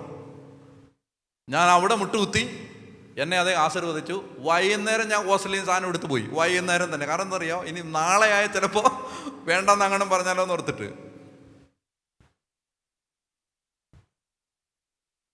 ഞാൻ മാർച്ച് ഒക്കെ ആയപ്പോഴേക്കും കോളേജിൽ നിന്ന് ഇറങ്ങി, ആ ടേമൊക്കെ കഴിഞ്ഞു. ഏതാനും ആഴ്ചകൾക്കുള്ളിൽ ഈ പോസ്റ്റ് അപ്രൂവായി. ഞാൻ ഇറങ്ങി, അത് അപ്രൂവായി.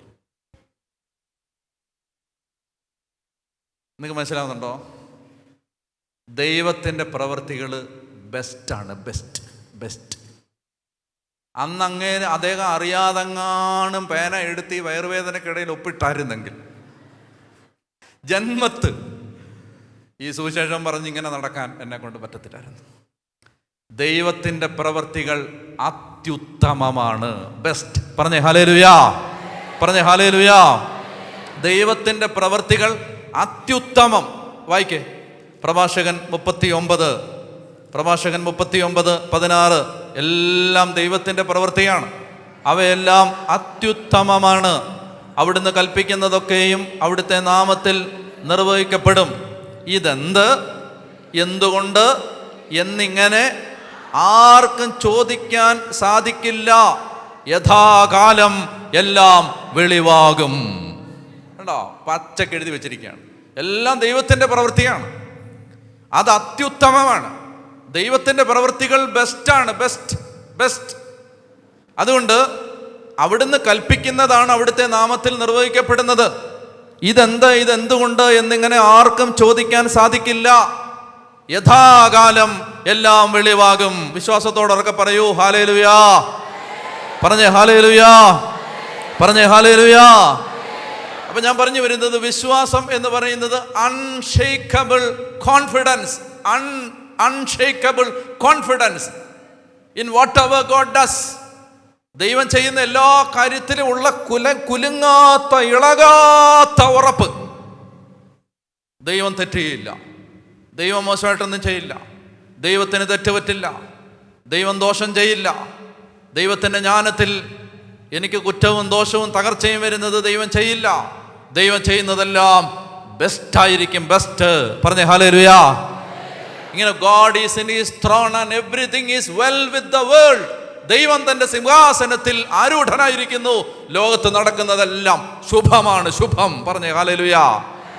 നമ്മുടെ മുമ്പിൽ ഇപ്പൊ തൽക്കാലത്തേക്ക് ഇത് എന്തോ ഒരു പോരായ്മ പോലെ, ഇത് ഇപ്പോൾ നടക്കുന്നില്ല, അത് നടക്കുന്നില്ല, എന്തോ കുഴപ്പമുണ്ട്, അതാ. ഒന്നും പേടിക്കണ്ട, എല്ലാം ബെസ്റ്റാണ്, ബെസ്റ്റ്. ഒന്നും പേടിക്കണ്ട. ശരണം, നിങ്ങൾക്ക് മനസ്സിലാവുന്നുണ്ടോ? ഒരാൾ ദൈവത്തെ ശരണപ്പെട്ട് കഴിഞ്ഞാൽ പിന്നെ അയാൾക്ക് കിട്ടുന്ന എന്തെന്നറിയാം? ധൈര്യം.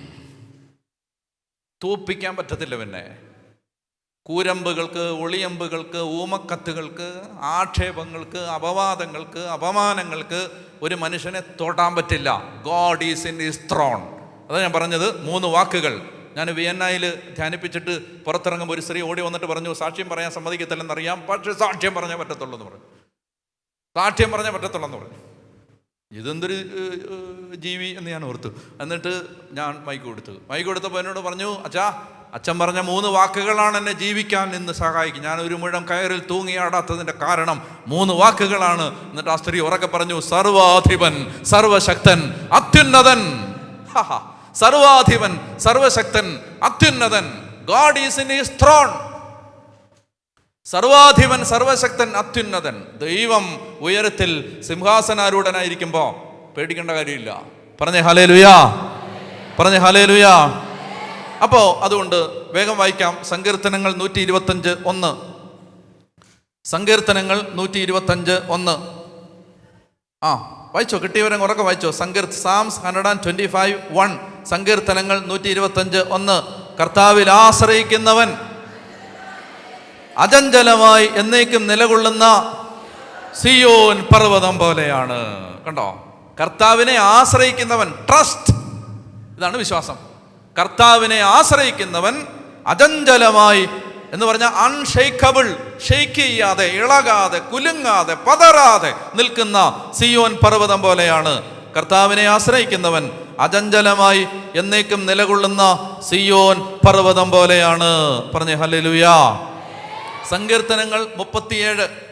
സങ്കീർത്തനങ്ങൾ 37 5 മുതൽ 7 വരെ. സങ്കീർത്തനങ്ങൾ 37 5 മുതൽ 7 വരെ. പറഞ്ഞേ ഹല്ലേലൂയാ, പറഞ്ഞേ ഹല്ലേലൂയാ, പറഞ്ഞേ ഹല്ലേലൂയാ. സങ്കീർത്തനങ്ങൾ 37 5 മുതൽ 7 വരെ. ഞാൻ ഒരു അനുഭവം പറയാം. എനിക്ക് 37 സങ്കീർത്തനം ഓർക്കുമ്പോൾ കരച്ചിൽ വരും. സങ്കീർത്തനം 37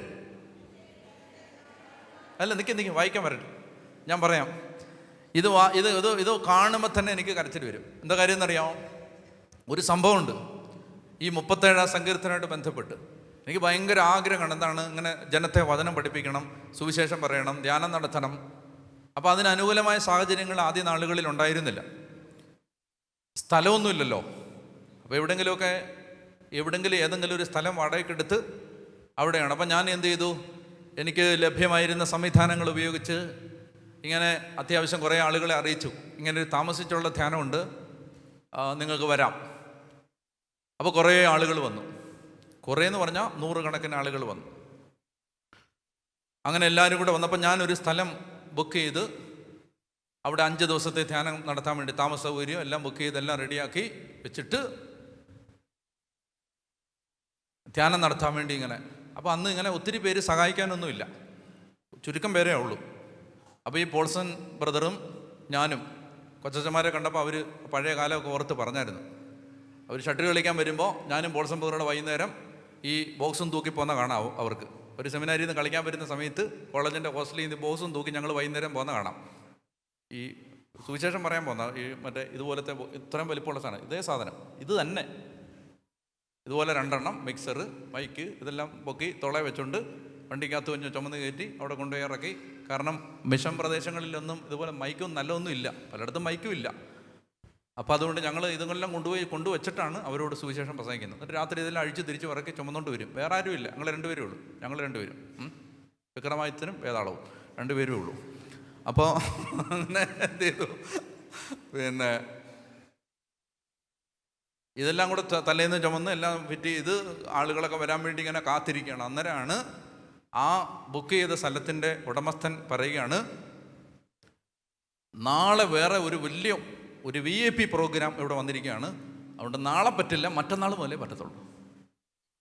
നമ്മൾ പാവപ്പെട്ടവനും വഴിയാധാരം ആയതുകൊണ്ട് നമ്മളോട് എന്തും ചെയ്യാമല്ലോ. VIP പ്രോഗ്രാം നടക്കാൻ പോവാണ്. അപ്പം ഞാൻ പറഞ്ഞു, ഞാൻ ഈ ആളുകളെ കൊണ്ട് എന്ത് ചെയ്യും, അതെനിക്കറിഞ്ഞൂടാ, എന്നാന്ന് വെച്ചാൽ ചെയ്തോളാൻ പറഞ്ഞു. ആളുകളെല്ലാം രാവിലെ വന്നിങ്ങനെ നിൽക്കണം, കേരളത്തിൻ്റെ പല ഭാഗത്തു നിന്നുള്ള ആളുകൾ, അമ്മച്ചിമാരും അപ്പച്ചമാരും ഒക്കെ ഉണ്ട് ഇതിനകത്ത്. ബാഗൊക്കെ തൂക്കി എവിടെയാണ് താമസം, എവിടെയാണ് കിടക്കേണ്ടതെന്നൊക്കെ ചോദിച്ച് നിൽക്കുകയാണ്.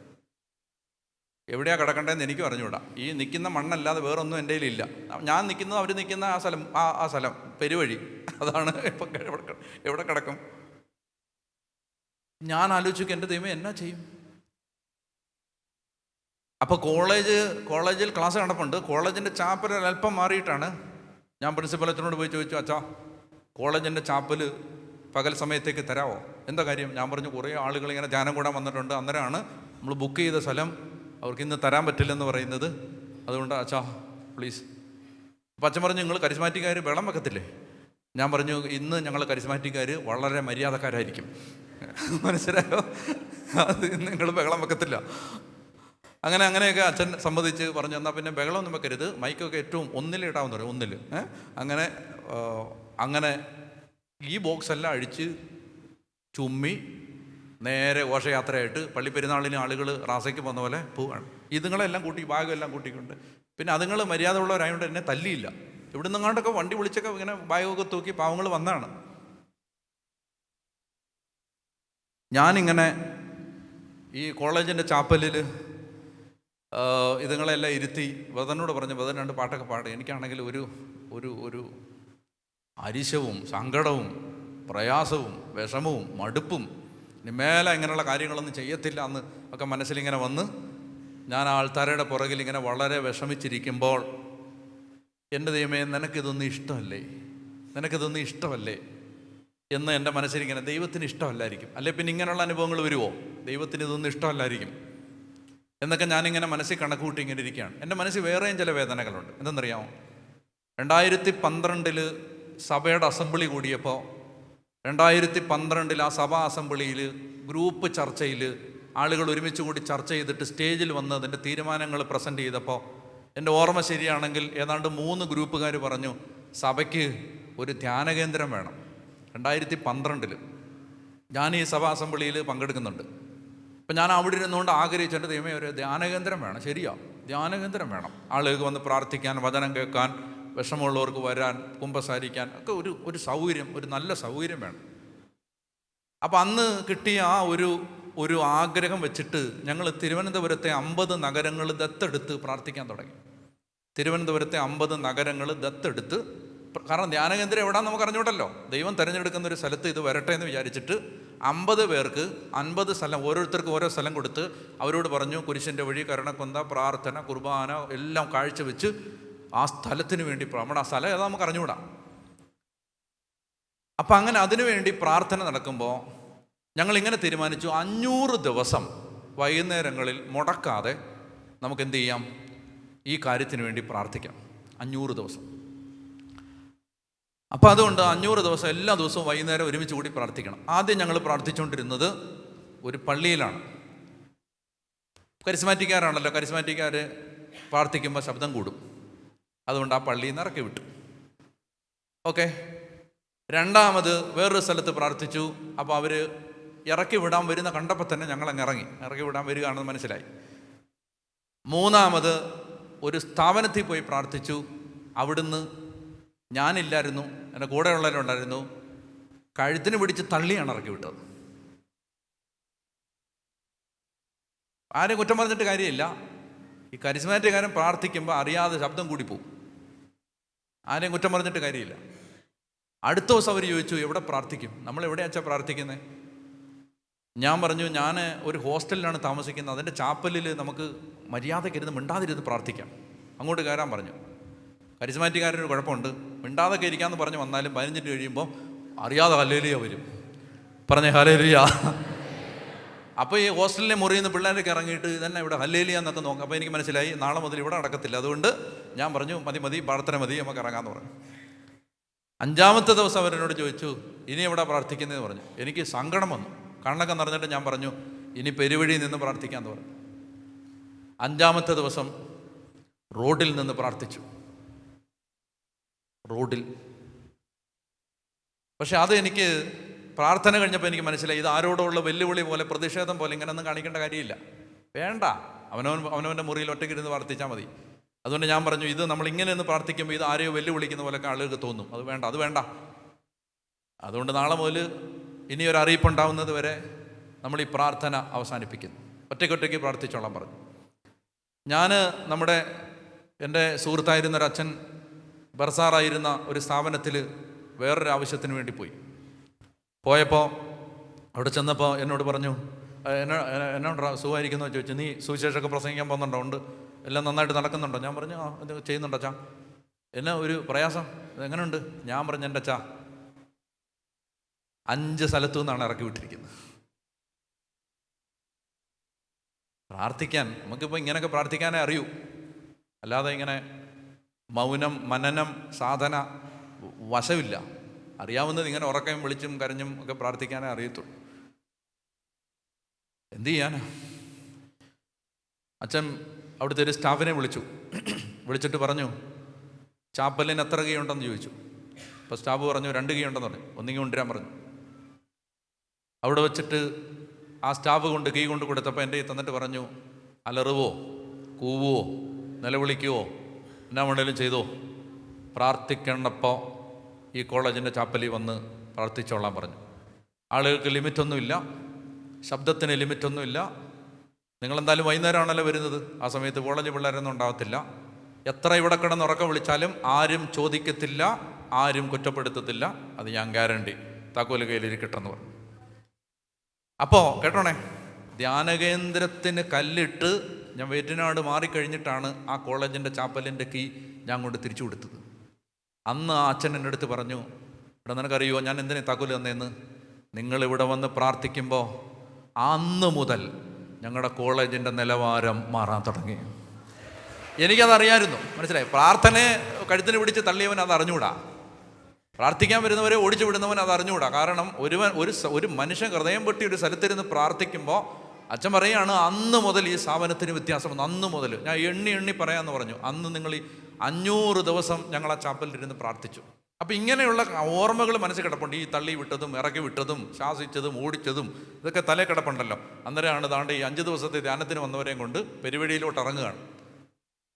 അന്ന് ഞാൻ വളരെ വിഷമിച്ച് ഈ പള്ളിയുടെ പുറകിൽ, അൾത്താരയുടെ പുറകിൽ വളരെ പ്രയാസപ്പെട്ടിരുന്നപ്പോൾ ഞാനിങ്ങനെ ചിന്തിച്ചു, ദൈവവും കൈവിട്ട് കാണും. ദൈവത്തിന് ഇത് വേണ്ടായിരിക്കും, അല്ലെങ്കിൽ ഞാനൊരു പാപി ആയതുകൊണ്ടായിരിക്കും. ഇങ്ങനെയൊക്കെയാണല്ലോ സാധാരണ മനുഷ്യർ ചിന്തിക്കുന്നത്. ഞാൻ പാപി ആയതുകൊണ്ടായിരിക്കും, ദൈവത്തിന് ഇതൊന്നും എന്നെക്കൊണ്ട് ചെയ്യിക്കാൻ താല്പര്യം ഉണ്ടാവില്ല, അതുകൊണ്ട് ഇതോടുകൂടി ഞാൻ എല്ലാം അവസാനിപ്പിക്കുകയാണ്. ദൈവമേ, ഇനി എനിക്ക് നാണം കെടാൻ വയ്യ എന്ന് പറഞ്ഞ് ഞാൻ വിഷമിച്ചിരിക്കുമ്പോൾ ഞാൻ വെറുതെ ബൈബിള് തുറക്കുമ്പോൾ എനിക്ക് അന്ന് കിട്ടിയ സങ്കീർത്തനമാണ് 37-ാം സങ്കീർത്തനം. പറഞ്ഞേ ഹല്ലേലൂയാ. 37-ാം സങ്കീർത്തനം വായിക്കാം, 1 മുതൽ വായിക്കാം. ദുഷ്ടരെ കണ്ട് നീ അസ്വസ്ഥനാകരുത്, ദുഷ്കർമ്മികളോട് അസൂയ വേണ്ട. അവർ പുല്ല് പോലെ പെട്ടെന്ന് ഉണങ്ങിപ്പോവും, സസ്യം പോലെ വാടുകയും ചെയ്യും. ദൈവത്തിൽ വിശ്വാസമർപ്പിച്ച് നന്മ ചെയ്യുക, അപ്പോൾ ഭൂമിയിൽ സുരക്ഷിതനായി വസിക്കാം. പറഞ്ഞേ ഹല്ലേലൂയാ. മനസ്സിലായോ? ഇത് നിങ്ങൾ ശ്രദ്ധിച്ചേ, ഇങ്ങോട്ട് നോക്കിയേ. ബൈബിളിലെ ഒരിക്കലും മനസ്സിലാവാത്ത വചനങ്ങൾ നിങ്ങൾക്ക് മനസ്സിലാകും. എപ്പോഴാണെന്നറിയാവോ? നിങ്ങൾ മുറിഞ്ഞും തകർന്നും വിഷമിച്ചും ഞെരുക്കപ്പെട്ടും നിങ്ങൾ തകർക്കപ്പെട്ടിരിക്കുന്ന സമയത്താണ്. ബൈബിളിലെ പല വചനങ്ങളും എനിക്ക് മനസ്സിലായത് ഞാൻ കൊടിയ സഹനങ്ങളിലൂടെ കടന്നുപോയ കാലങ്ങളിലാണ്. ഈ വചനത്തിനകത്ത് പൊരുളുള്ളത്, ഒരു വചനം പൊട്ടിക്കിട്ടുന്നത് വേദനകളിലാണ്. പറഞ്ഞേ ഹല്ലേലൂയാ. അപ്പോൾ അന്ന് ഞാൻ അങ്ങനെ അത്രയും തകർന്ന് എൻ്റെ മാനാഭിമാനങ്ങൾ മുഴുവൻ പോയി ആർക്കും വേണ്ടാത്തവനെ പോലെ എല്ലായിടത്തു നിന്നും ഇങ്ങനെ വാതിലടച്ച് തള്ളി ഇറക്കി വിടുന്ന ഒരു അനുഭവത്തിൻ്റെ നടുവിൽ നിന്നപ്പോൾ അന്ന് ദൈവം പറയുകയാണ്, ദൈവത്തിൽ മക്കളെ, ദൈവത്തിൽ വിശ്വാസം അർപ്പിച്ച് നന്മ ചെയ്യ്, വേറെ ഒന്നും നോക്കണ്ടാന്ന്, വേറെ ആരെയും നോക്കണ്ടാന്ന്. പറഞ്ഞേ ഹല്ലേലൂയാ. ദൈവത്തിൽ വിശ്വാസം അർപ്പിച്ച് നന്മ ചെയ്യുക, അപ്പോൾ ഭൂമിയിൽ നിനക്ക് സുരക്ഷിതനായി വസിക്കാം. അടുത്ത വാക്യം, കർത്താവിൽ ആനന്ദിക്കുക, അവിടുന്ന് നിന്റെ ആഗ്രഹങ്ങൾ സാധിച്ചു തരും. മനസ്സിലായി? കർത്താവിൽ. വേറെ ഒരു കാര്യവും മനുഷ്യർ പറയുന്ന നല്ല വാക്ക്, മനുഷ്യൻ പറയുന്ന അപ്രീസിയേഷൻ, മനുഷ്യൻ തരുന്ന അവാർഡുകൾ, മനുഷ്യൻ നല്ല ഇതൊന്നും നോക്കി അതിൽ ആനന്ദം കണ്ടെത്തണ്ട. കർത്താവിൽ ആനന്ദിക്കുക, അവിടുന്ന് നിന്റെ ആഗ്രഹങ്ങൾ സാധിച്ചു തരും. അടുത്ത വാക്യം, നിന്റെ ജീവിതം കർത്താവിന് ഭരമേൽപ്പിക്കുക, കർത്താവിൽ വിശ്വാസം അർപ്പിക്കുക, അവിടുന്ന് നോക്കിക്കൊള്ളും. അയ്യോ, എന്തോരു വചനമാണിതൊക്കെ. അതായത് നമ്മൾ ആര് സഹായിക്കാനില്ലാതിരിക്കുന്ന സമയത്ത് ദൈവം പറയുകയാണ്, ദൈവത്തിൽ വിശ്വാസം അർപ്പിച്ചോ, അവിടുന്ന് നിന്നെ നോക്കിക്കോളും. കരയും ഞാൻ ഇനി പറഞ്ഞ. എന്തെന്നറിയാമോ? എന്നെ ദൈവം നോക്കിയതുപോലെ നിങ്ങളെ ആരേം നോക്കിയിട്ടില്ല. എന്നെ കൊണ്ടു നടന്നതുപോലെ നിങ്ങളെ ആരെയും കൊണ്ട് നടന്നിട്ടില്ല. പറഞ്ഞേ ഹല്ലേലൂയാ. നിങ്ങൾക്ക് മനസ്സിലാവുക? എന്നെ അതുപോലാണ് എൻ്റെ ദൈവം കൊണ്ട് നടക്കുന്നത്, അതുപോലെ. അന്ന് പറഞ്ഞൊരു വാക്കായത്. എന്താന്ന്? അന്ന് പറഞ്ഞൊരു വാക്കാണിത്. നിന്റെ ജീവിതം കർത്താവിനെ ഭരമേൽപ്പിക്കുക, കർത്താവിൽ വിശ്വാസം അർപ്പിക്കുക, അവിടുന്ന് നോക്കിക്കൊള്ളും. മനസ്സിലാവുന്നുണ്ടോ? അവിടുന്ന് നോക്കിക്കൊള്ളുമെന്ന് നിന്നെ. കർത്താവിൻ്റെ മുമ്പിൽ വാക്യം 7, കർത്താവിൻ്റെ മുമ്പിൽ സ്വസ്ഥനായിരിക്കുക, ദുഷ്ടമാർഗം അവലംബിച്ച് അഭിവൃദ്ധിപ്പെടുന്നവനെ കണ്ട് അസ്വസ്ഥനാകേണ്ട. 9-ാമത്തെ വാക്യം, ദുഷ്ടർ വിച്ഛേദിക്കപ്പെടും, കർത്താവിനെ കാത്തിരിക്കുന്നവർ ഭൂമി കൈവശമാക്കും. പറഞ്ഞേ ഹല്ലേലൂയാ. മനസ്സിലായ? ഒരു കാലത്ത് ഓരോ സ്ഥലത്ത് നിന്നും വാതിലടച്ച്, ഇവിടെ ബഹളം വെക്കാൻ പറ്റില്ല, ഇവിടെ ഇങ്ങനെ ഉച്ചത്തിൽ പ്രാർത്ഥിക്കാൻ പറ്റില്ല, ഇവിടെ നിങ്ങളുടെ ഹല്ലേലൂയ എന്നും പറ്റില്ല എന്ന് പറഞ്ഞ് തള്ളി ഇറക്കി വിട്ട സ്ഥലത്ത് ദൈവം ഞങ്ങൾക്ക് 36 ഏക്കർ വെറുതെ തന്നിട്ട് പറഞ്ഞു, ഇഷ്ടം പോലെ അലറിക്കോളാൻ പറഞ്ഞു, ഇഷ്ടം പോലെ കൂവിക്കോളാൻ പറഞ്ഞു, ഇഷ്ടം പോലെ ഹല്ലേലൂയ പറഞ്ഞോളാൻ പറഞ്ഞു. ഇന്ന് ശബ്ദം കൂടി എന്ന് പറഞ്ഞ് ഞങ്ങളെ ആരും ഇറക്കി വിടത്തില്ല. കാരണം അതുപോലെ വിശാലമായ ഒരു വലിയ ഏദൻ തോട്ടം പോലൊരു സ്ഥലം ദൈവം തന്നു, ഫ്രീ ആയിട്ട്, 5 പൈസ കൊടുക്കാതെ തന്നു. പറഞ്ഞേ ഹല്ലേലൂയ. മനസ്സിലാവുന്നുണ്ടോ? അതായത് കർത്താവ് പറയാണ്, നീ മിണ്ടാതിരുന്നാ മതി, ഭൂമി കൈവശമാക്കും. കോവിഡ് കാലത്ത് ആ പഴയ വിഷമം തീരാൻ വേണ്ടി ഉയർന്ന സ്ഥലങ്ങളിൽ കയറി നിന്നിട്ട് ഞാൻ ഉറക്കെ ഹല്ലേലൂയ എന്ന് പറയും. മനസ്സിലായി? ആ പഴയ വിഷമം ഉള്ളിൽ നിന്ന് പോകാൻ വേണ്ടിയാണ്. എന്താണെന്നറിയാം? ഈ ഹല്ലേലൂയ പറഞ്ഞാണ് പണ്ട് കഴുത്തിന് പിടിച്ച് തള്ളിയത്. അപ്പം അതുകൊണ്ട് ആ വിഷമം തീരാൻ വേണ്ടി, ആ മുറിവ് പോകാൻ വേണ്ടി എന്താണെന്നറിയാം? ഈ മലയുടെ മേളിൽ കയറി നിന്നിട്ട്, കോവിഡിൻ്റെ സമയത്ത് ഞാൻ കൃത്യമായിട്ട് ഓർക്കുന്നുണ്ട്, ആ പൊക്കത്ത് കയറി നിന്നിട്ട് ഉറക്കെ ഹല്ലേലൂയ എന്ന് ഞാനൊരു ഭ്രാന്തനെ പോലെ പറയും. അപ്പോൾ എന്നെ പോലെ വേറെ ഭ്രാന്തന്മാരും ഉണ്ട് ധ്യാനകേന്ദ്രത്തിൽ. അവരെന്തെന്നറിയാമോ? അതങ്ങ് ദൂരെ അപ്പുറത്ത്, അങ്ങ് ദൂരെ 200-300 മീറ്റർ അപ്പുറത്ത് കേട്ടിട്ട് അവരവിടെ നിന്ന് ഹല്ലേലൂയ എന്ന് പറയും. ഇറക്കി വിടത്തില്ല, ആരും ഇറക്കി വിടത്തില്ല, ആരും കഴുത്തിന് പിടിച്ച് നടത്തില്ല, ആരും മിണ്ടായിരിക്കാൻ പറയത്തില്ല, സൗണ്ട് വോളിയം കുറയ്ക്കാനൊന്നും പറയത്തില്ല. പറഞ്ഞേ ഹല്ലേലൂയ. പറഞ്ഞേ ഹല്ലേലൂയ. ട്രസ്റ്റ്. പിടിയിട്ടുന്നുണ്ടോ ഞാൻ എന്താ ഉദ്ദേശിക്കുന്നത്? വേറെ ആരെയും നോക്കരുത്. ട്രസ്റ്റ്. കർത്താവിൽ വിശ്വാസം അർപ്പിച്ച് മുന്നോട്ട് പോകണം. ട്രസ്റ്റ്. വേറെ ആരെയും നോക്കരുത്. അതുകൊണ്ട് പ്രഭാഷകനെ പറയുന്നുണ്ട്, കഴിഞ്ഞ തലമുറകളെ നോക്കണം. പ്രഭാഷകന്റെ പുസ്തകം 1-ാം അധ്യായം, സിറാഖ് ചാപ്റ്റർ 1 പ്രഭാഷകന്റെ പുസ്തകം 1-ാം അധ്യായത്തിൽ വചനം പറയുന്നുണ്ട്. 2-ാം അധ്യായത്തിൽ 10-ാമത്തെ വാക്യം, സിറാഖ് 2:10. പ്രഭാഷകൻ 2:10. കഴിഞ്ഞ തലമുറകളെ പറ്റി ചിന്തിക്കണം. കർത്താവിനെ ആശ്രയിച്ചിട്ട് ആരാണ് ഭഗ്നാശരായത്? കർത്താവിൻ്റെ ഭക്തരിൽ ആരാണ് പരിത്യക്തനായത്? അവിടുത്തെ വിളിച്ചപേക്ഷിച്ചിട്ട് ആരാണ് അവഗണിക്കപ്പെട്ടത്? ട്രസ്റ്റ്. വായിച്ചേ, കഴിഞ്ഞ തലമുറകളെ പറ്റി ചിന്തിക്കുവിൻ. കർത്താവിനെ ആശ്രയിച്ചിട്ട് ആരാണ് ഭഗ്നാശനായത്? കർത്താവിൻ്റെ ഭക്തരിൽ ആരാണ് പരിത്യക്തനായത്? അവിടുത്തെ വിളിച്ചപേക്ഷിച്ചിട്ട് ആരാണ് ഉപേക്ഷിക്കപ്പെട്ടത്? പറഞ്ഞേ ഹല്ലേലൂയ. ആരാണ് അവഗണിക്കപ്പെട്ടത്? അതായത് കാറ്റക്കിസം, കത്തോലിക്ക തിരുസഭയുടെ മതബോധന ഗ്രന്ഥം 397-ാമത്തെ ഖണ്ഡികയിൽ സഭ പഠിപ്പിക്കുന്നുണ്ട്, ഈ ദൈവത്തിൻ്റെ നന്മയും ഈ ദൈവത്തിൻ്റെ ഹൃദയ കാരുണ്യവും ഈ ദൈവത്തിൻ്റെ മനുഷ്യനോടുള്ള ആർദ്രമായ സ്നേഹവും ആ ദൈവത്തെക്കുറിച്ചുള്ള നന്മ നിറഞ്ഞ ചിത്രത്തെയാണ് സാത്താൻ ഏദൻ തോട്ടത്തിൽ വെച്ച് വലിച്ചു കീറാൻ ശ്രമിച്ചത്. മനസ്സിലായല്ലോ? അതായത് Satan tried to create a distorted image of God. Distorted, വികലമായ ചിത്രം, ദൈവത്തെക്കുറിച്ചുള്ള വികലമായ ധാരണ. ദൈവം നല്ലവനല്ല, ദൈവത്തെ നമ്പാൻ കൊള്ളത്തില്ല, ദൈവത്തോട് അടുക്കാൻ കൊള്ളത്തില്ല, ദൈവത്തെ ആശ്രയിക്കാൻ കൊള്ളത്തില്ല. ഇതാണ് ആദി മനുഷ്യൻ്റെ അകത്ത് അന്തരാത്മാവിൻ്റെ അടരുകൾക്കടിയിലേക്ക് ഇഞ്ചക്റ്റ് ചെയ്യാൻ പിശാച് ശ്രമിച്ച ഈ തെറ്റായ ബോധ്യം. കാറ്റക്കിസം പറയുകയാണ് 397-ാമത്തെ ഖണ്ഡിക, man tempted by the devil let his trust in his creator die in his heart. നോക്കിയേ, അതായത് പിശാചിനാൽ പരീക്ഷിക്കപ്പെട്ട, പിശാചിൻ്റെ മോഹവലയത്തിൽപ്പെട്ട ആദി മനുഷ്യൻ അവൻ്റെ ഹൃദയത്തിൽ ദൈവത്തോടുള്ള ട്രസ്റ്റ് മരിച്ചു വീഴാനിടയാക്കി. മനസ്സിലായി? ആദി മനുഷ്യൻ്റെ ഉള്ളിൽ നിന്ന് ദൈവത്തോടുള്ള ട്രസ്റ്റ് മരിച്ചു വീണു. അതാണ് ആദി പാപം. പിടികിട്ടുന്നോ? ആദി പാപം എന്ന് പറഞ്ഞ ഒരു പഴം പറിച്ച് തിന്നല്ല. ആദി പാപം എന്ന് പറയുന്നത് ദൈവത്തെ നമ്പാൻ കൊള്ളത്തില്ല, ദൈവത്തെ വിശ്വസിക്കാൻ കൊള്ളത്തില്ല, ദൈവത്തെ ആശ്രയിക്കാൻ കൊള്ളത്തില്ല, ദൈവം നിങ്ങളുടെ നന്മ ആഗ്രഹിക്കുന്ന ആളല്ല, നിങ്ങൾ ദൈവത്തെ പോലെ ആവുമെന്ന് പറഞ്ഞിട്ട് ദൈവം നിങ്ങളോട് തിന്നരുതെന്ന് പറഞ്ഞിരിക്കുകയാണ്. Distorted picture of God. Distorted, വികലമാക്കപ്പെട്ട, ശിഥിലമായ, വൈകല്യമാർന്ന, വികൃതമാർന്ന ഒരു രൂപം ദൈവത്തെക്കുറിച്ച് പിശാച് വരയ്ക്കാൻ ശ്രമിച്ചു. Man tempted by the devil let his trust in his creator die in his heart and abusing his freedom disobeyed God's commandment. This is what man's first sin consisted. All subsequent sin would be disobedience toward God and the lack of trust in his goodness. അതായത് ഭൂമിയിൽ പിന്നീട് ആവർത്തിക്കപ്പെട്ട എല്ലാ തിന്മകളും ദൈവത്തിൻ്റെ നന്മയിലുള്ള അവിശ്വാസത്തിൽ നിന്നാണ് ഉണ്ടായത്.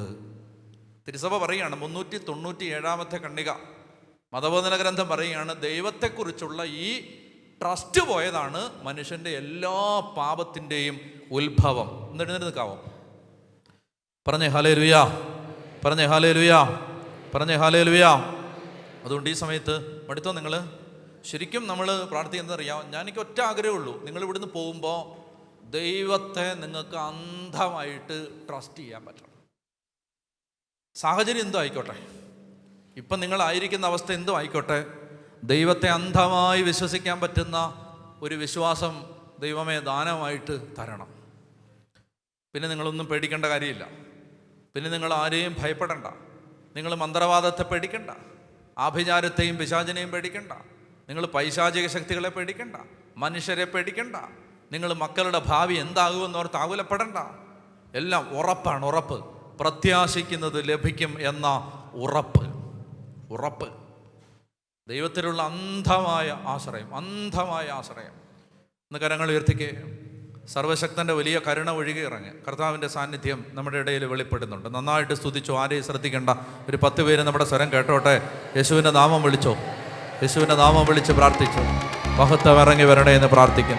സ്വർഗം തുറക്കണേ എന്ന് പ്രാർത്ഥിക്കുന്നു. കർത്താവേ, നീ തന്ന ദാനങ്ങൾക്കെല്ലാം നന്ദി പറയുന്നു. മഹത്വം അങ്ങേക്ക് മാത്രം. അങ്ങ് തന്നതല്ലാതെ ഞങ്ങൾക്കൊന്നുമില്ല. മഹത്വം അങ്ങേക്ക് മാത്രം. ദൈവമേ, പുകഴ്ച ആരാധന അങ്ങേക്ക് മാത്രം. കർത്താവേ, ഈ ജനത്തെ അനുഗ്രഹിക്കാൻ ഇറങ്ങി വരണേ എന്ന് പ്രാർത്ഥിക്കുന്നു. ഒരിക്കലും ആർക്കും തട്ടിയെടുക്കാനാവാത്ത വിശ്വാസവും ശരണവും ദൈവത്തിലുള്ള ആശ്രയബോധവും ഇപ്പോൾ ഈ ജനതയുടെ മേൽ അങ്ങ് രൂപപ്പെടുത്തണമേ. ഈ വചനം കേട്ടുകൊണ്ടിരിക്കുന്ന മക്കള്, ദൈവമേ, അടുത്തും അകലെയുമായിരിക്കുന്നവരെ എല്ലാം ഇപ്പോൾ ആഴമായ ട്രസ്റ്റ് കൊടുത്ത് അനുഗ്രഹിക്കണമേ എന്ന് പ്രാർത്ഥിക്കുന്നു. ആഴമായ ദൈവാശ്രയ ബോധം കൊടുക്കണേ പ്രാർത്ഥിക്കുന്നു. ഉച്ചത്തിൽ വിളിക്കുന്ന ഈശോയേ, ഈശോയേ,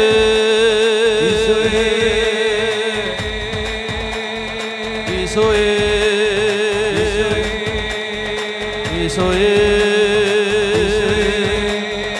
ഈശോയേ,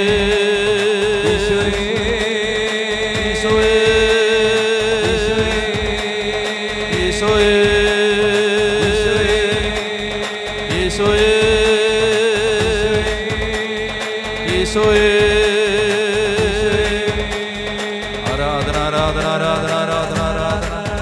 കരങ്ങളടിച്ച് കർത്താവിന് നന്ദി പറയാം. നന്നായിട്ട് കരങ്ങളടിച്ച് എല്ലാ മഹത്വവും, എല്ലാ പുകഴ്ചയും, എല്ലാ സ്തുതിയും കർത്താവെ അങ്ങേക്ക്. നന്നായിട്ട് കരങ്ങളടിച്ച്. ആമേൻ.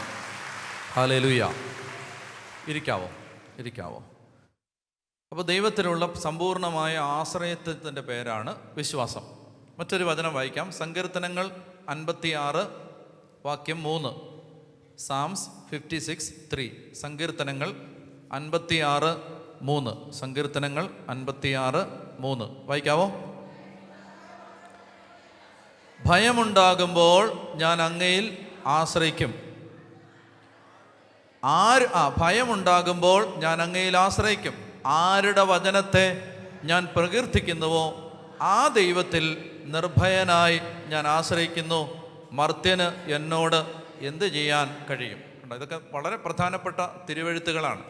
ഭയമുണ്ടാകുമ്പോൾ ഞാൻ അങ്ങയിൽ ആശ്രയിക്കും.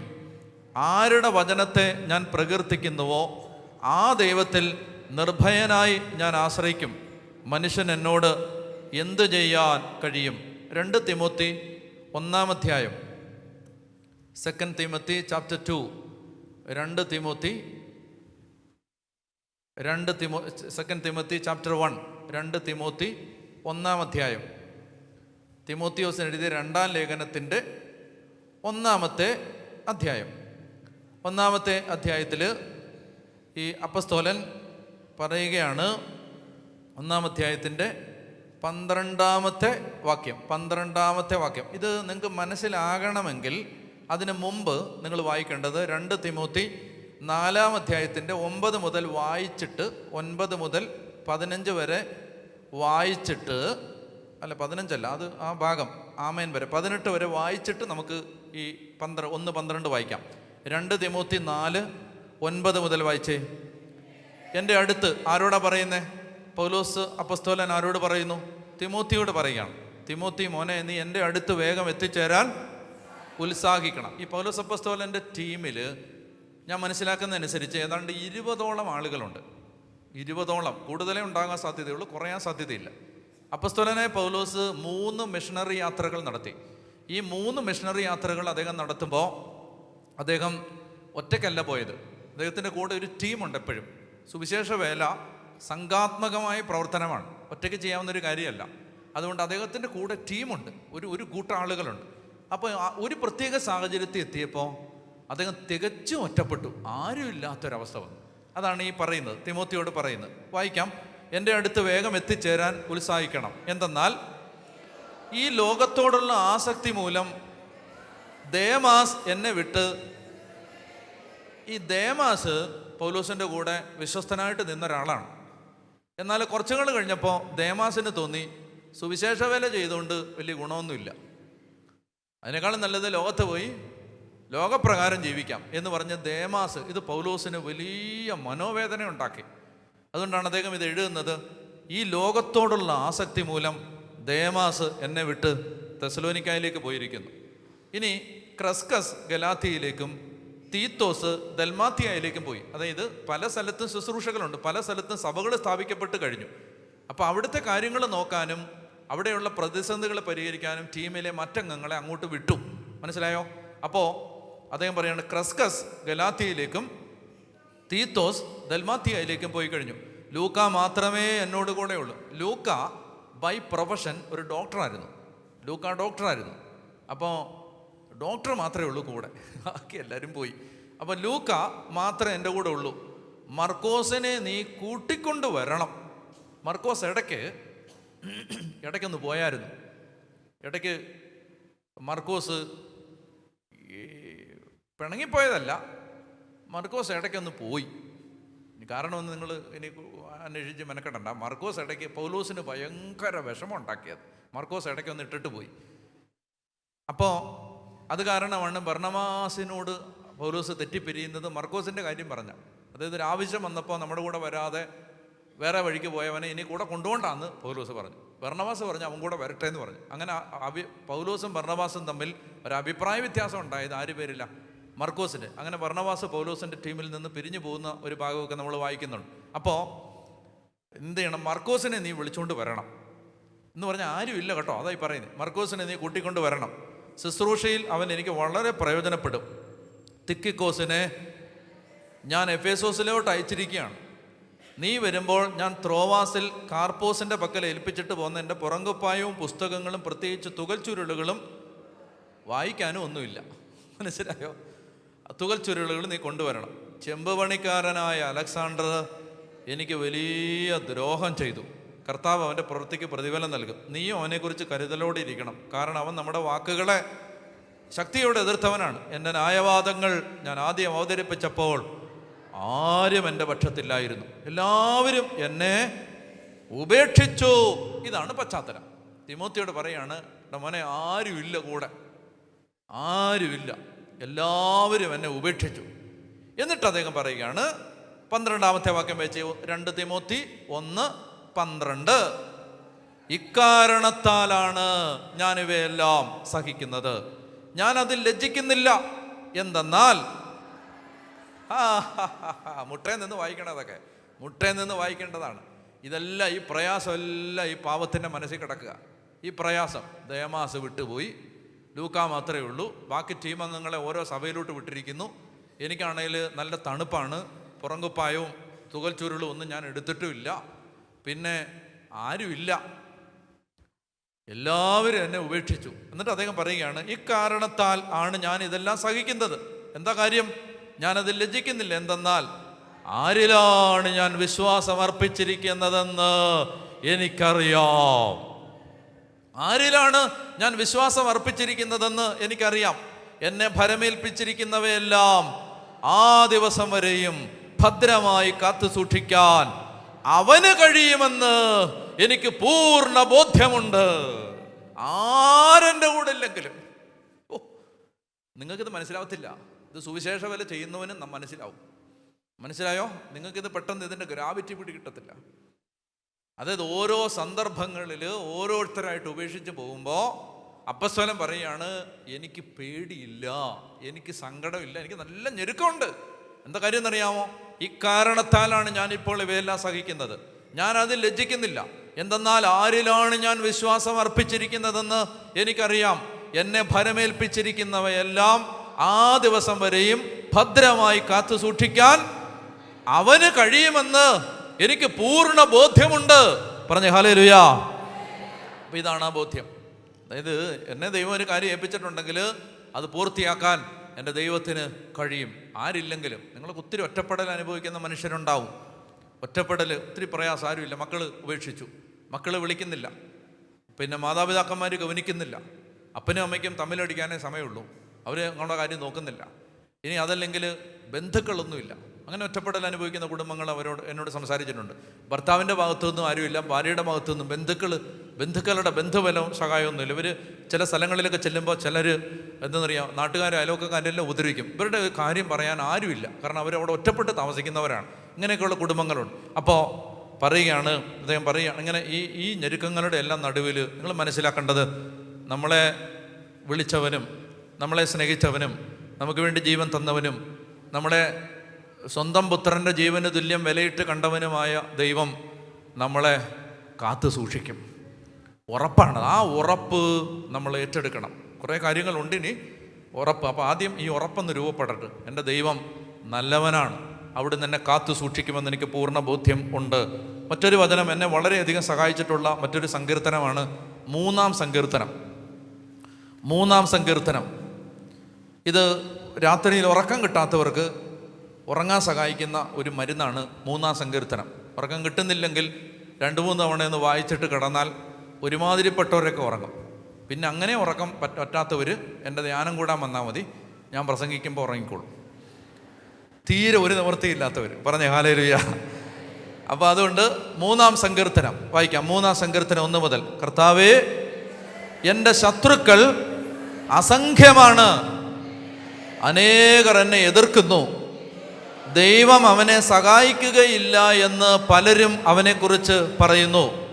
കർത്താവേ, അങ്ങാണെൻ്റെ രക്ഷാകവചവും എൻ്റെ മഹത്വവും, എന്നെ ശിരസുയർത്തി നിർത്തുന്നതും അവിടുന്ന് തന്നെ. ഉച്ചസ്വരത്തിൽ ഞാൻ കർത്താവിനെ വിളിച്ചപേക്ഷിക്കുന്നു. തൻ്റെ വിശുദ്ധ പർവ്വതത്തിൽ നിന്ന് അവിടുന്ന് എനിക്ക് ഉത്തരമരുളുന്നു. ഞാൻ ശാന്തമായി കിടന്നുറങ്ങുന്നു, എഴുന്നേൽക്കുന്നു. എന്തെന്നാൽ ഞാൻ കർത്താവിൻ്റെ കരങ്ങളിലാണ്. എന്നോട് വായിച്ചേ, ഞാൻ ശാന്തമായി കിടന്നുറങ്ങുന്നു, എഴുന്നേൽക്കുന്നു. എന്തെന്നാൽ ഞാൻ കർത്താവിൻ്റെ കരങ്ങളിലാണ്. എന്നോട് വായിച്ചേ, ഞാൻ ശാന്തമായി കിടന്നുറങ്ങുന്നു, എഴുന്നേൽക്കുന്നു. എന്തെന്നാൽ ഞാൻ കർത്താവിൻ്റെ കരങ്ങളിലാണ്. ഒരു സൈന്യം തന്നെ എനിക്കെതിരെ പാളയമടിച്ചാലും എനിക്കെതിരെ പാളയമടിച്ചിരിക്കുന്ന 10,000 ഞാൻ ഭയപ്പെടുകയില്ല. ഒരു സൈന്യം തന്നെ വേറൊരു സങ്കീർത്തനമാണ്, അത് വായിക്കാം. അതായത് എനിക്കെതിരെ പാളയമടിച്ചിരിക്കുന്ന 10,000 ഞാൻ ഭയപ്പെടുകയില്ല. കാരണം എന്താണ്? ഞാൻ എൻ്റെ കർത്താവിനെ ആശ്രയിക്കുന്നു. ഞാൻ എൻ്റെ കർത്താവിൻ്റെ കരങ്ങളിലാണ്. ആവർത്തിച്ച് ഇതൊക്കെ വായിക്കണം നിങ്ങൾ കേട്ടോ. അടുത്ത വാക്യം, അടുത്തത് സങ്കീർത്തനങ്ങൾ 27. സങ്കീർത്തനങ്ങൾ 27 1 മുതൽ. കർത്താവിൻ്റെ പ്രകാശവും രക്ഷയുമാണ്, ഞാൻ ആരെ ഭയപ്പെടണം? കർത്താവിൻ്റെ ജീവിതത്തിൻ്റെ കോട്ടയാണ്, ഞാൻ ആരെ പേടിക്കണം? എതിരാളികളും ശത്രുക്കളുമായി ദുർവൃത്തർ ദുരാരോപണങ്ങളുമായി എന്നെ ആക്രമിക്കുമ്പോൾ അവർ തന്നെ കാലിടറി വീഴും. പറഞ്ഞേ ഹല്ലേലൂയ. ഞാൻ ഒരു സ്വകാര്യ കാര്യം പറയാം. സ്വകാര്യത എന്ന് പറഞ്ഞാൽ പറയേണ്ടാത്താണ്, എന്നാലും പറയാം, പറയാനങ്ങ് തോന്നുക, അതുകൊണ്ട് പറയാം. അതായത് ഇങ്ങനെ വെറുതെ ഇങ്ങനെ ഇപ്പോൾ രാത്രിയിൽ ഉറങ്ങുകയാണെങ്കിൽ, അല്ലെങ്കിൽ രാവിലെ വെളുപ്പിനെയൊക്കെ ഉറങ്ങി ഒന്ന് ഉണരുന്ന സമയമാകുമ്പോൾ അന്ന് പറയാനുള്ള ഏതെങ്കിലും ഒരു വചനം ഇങ്ങനെ അകത്താരോ പറയും. ഇങ്ങനെ ഒരു അനുഭവമുണ്ട്. എല്ലാ ദിവസവും ഉണ്ടാവത്തില്ല, മിക്ക ദിവസങ്ങളിലും ഉണ്ടാവും. അത് ചിലപ്പോൾ പകല് കുറച്ച് സമയം കിടക്കാൻ പറ്റിയാൽ അന്നേരം ഉണ്ടാവും. അത് ഇതിങ്ങനെ ചില വചനം ഇങ്ങനെ ആരോ ഇങ്ങനെ അകത്തിരുന്ന് പറയുന്ന പോലെ തോന്നും. അങ്ങനെ ഇന്ന് പറഞ്ഞ വചനമാണ് 27. അത് പറയുന്നത് എന്തിനെന്നറിയാം? അതുകൊണ്ട് ഇത് വളരെ ശ്രദ്ധിച്ച് വായിച്ചു. ഇതിനകത്തുള്ള ആരെയോ വിടുവിക്കാനുള്ള വലിയ ഒരു ശക്തി ഇതിനകത്തുണ്ടാവും. അതാ ഈ പറഞ്ഞു തരുന്നത് അതിനായി വചനം. പറഞ്ഞേ ഹല്ലേലൂയ, പറഞ്ഞേ ഹല്ലേലൂയ.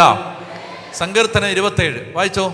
കർത്താവ് എൻ്റെ പ്രകാശവും രക്ഷയുമാണ്. ഉച്ചത്തി വായിക്കുക. കർത്താവ് എൻ്റെ പ്രകാശവും രക്ഷയുമാണ്, ഞാൻ ആരെ ഭയപ്പെടണം?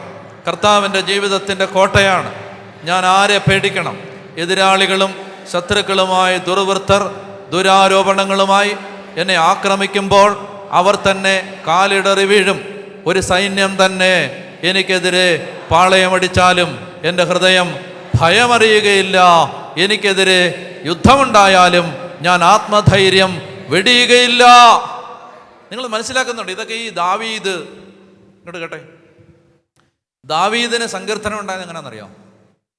ദാവീദിന് സങ്കീർത്തനം ഉണ്ടായത് എങ്ങനെയാ? പറ.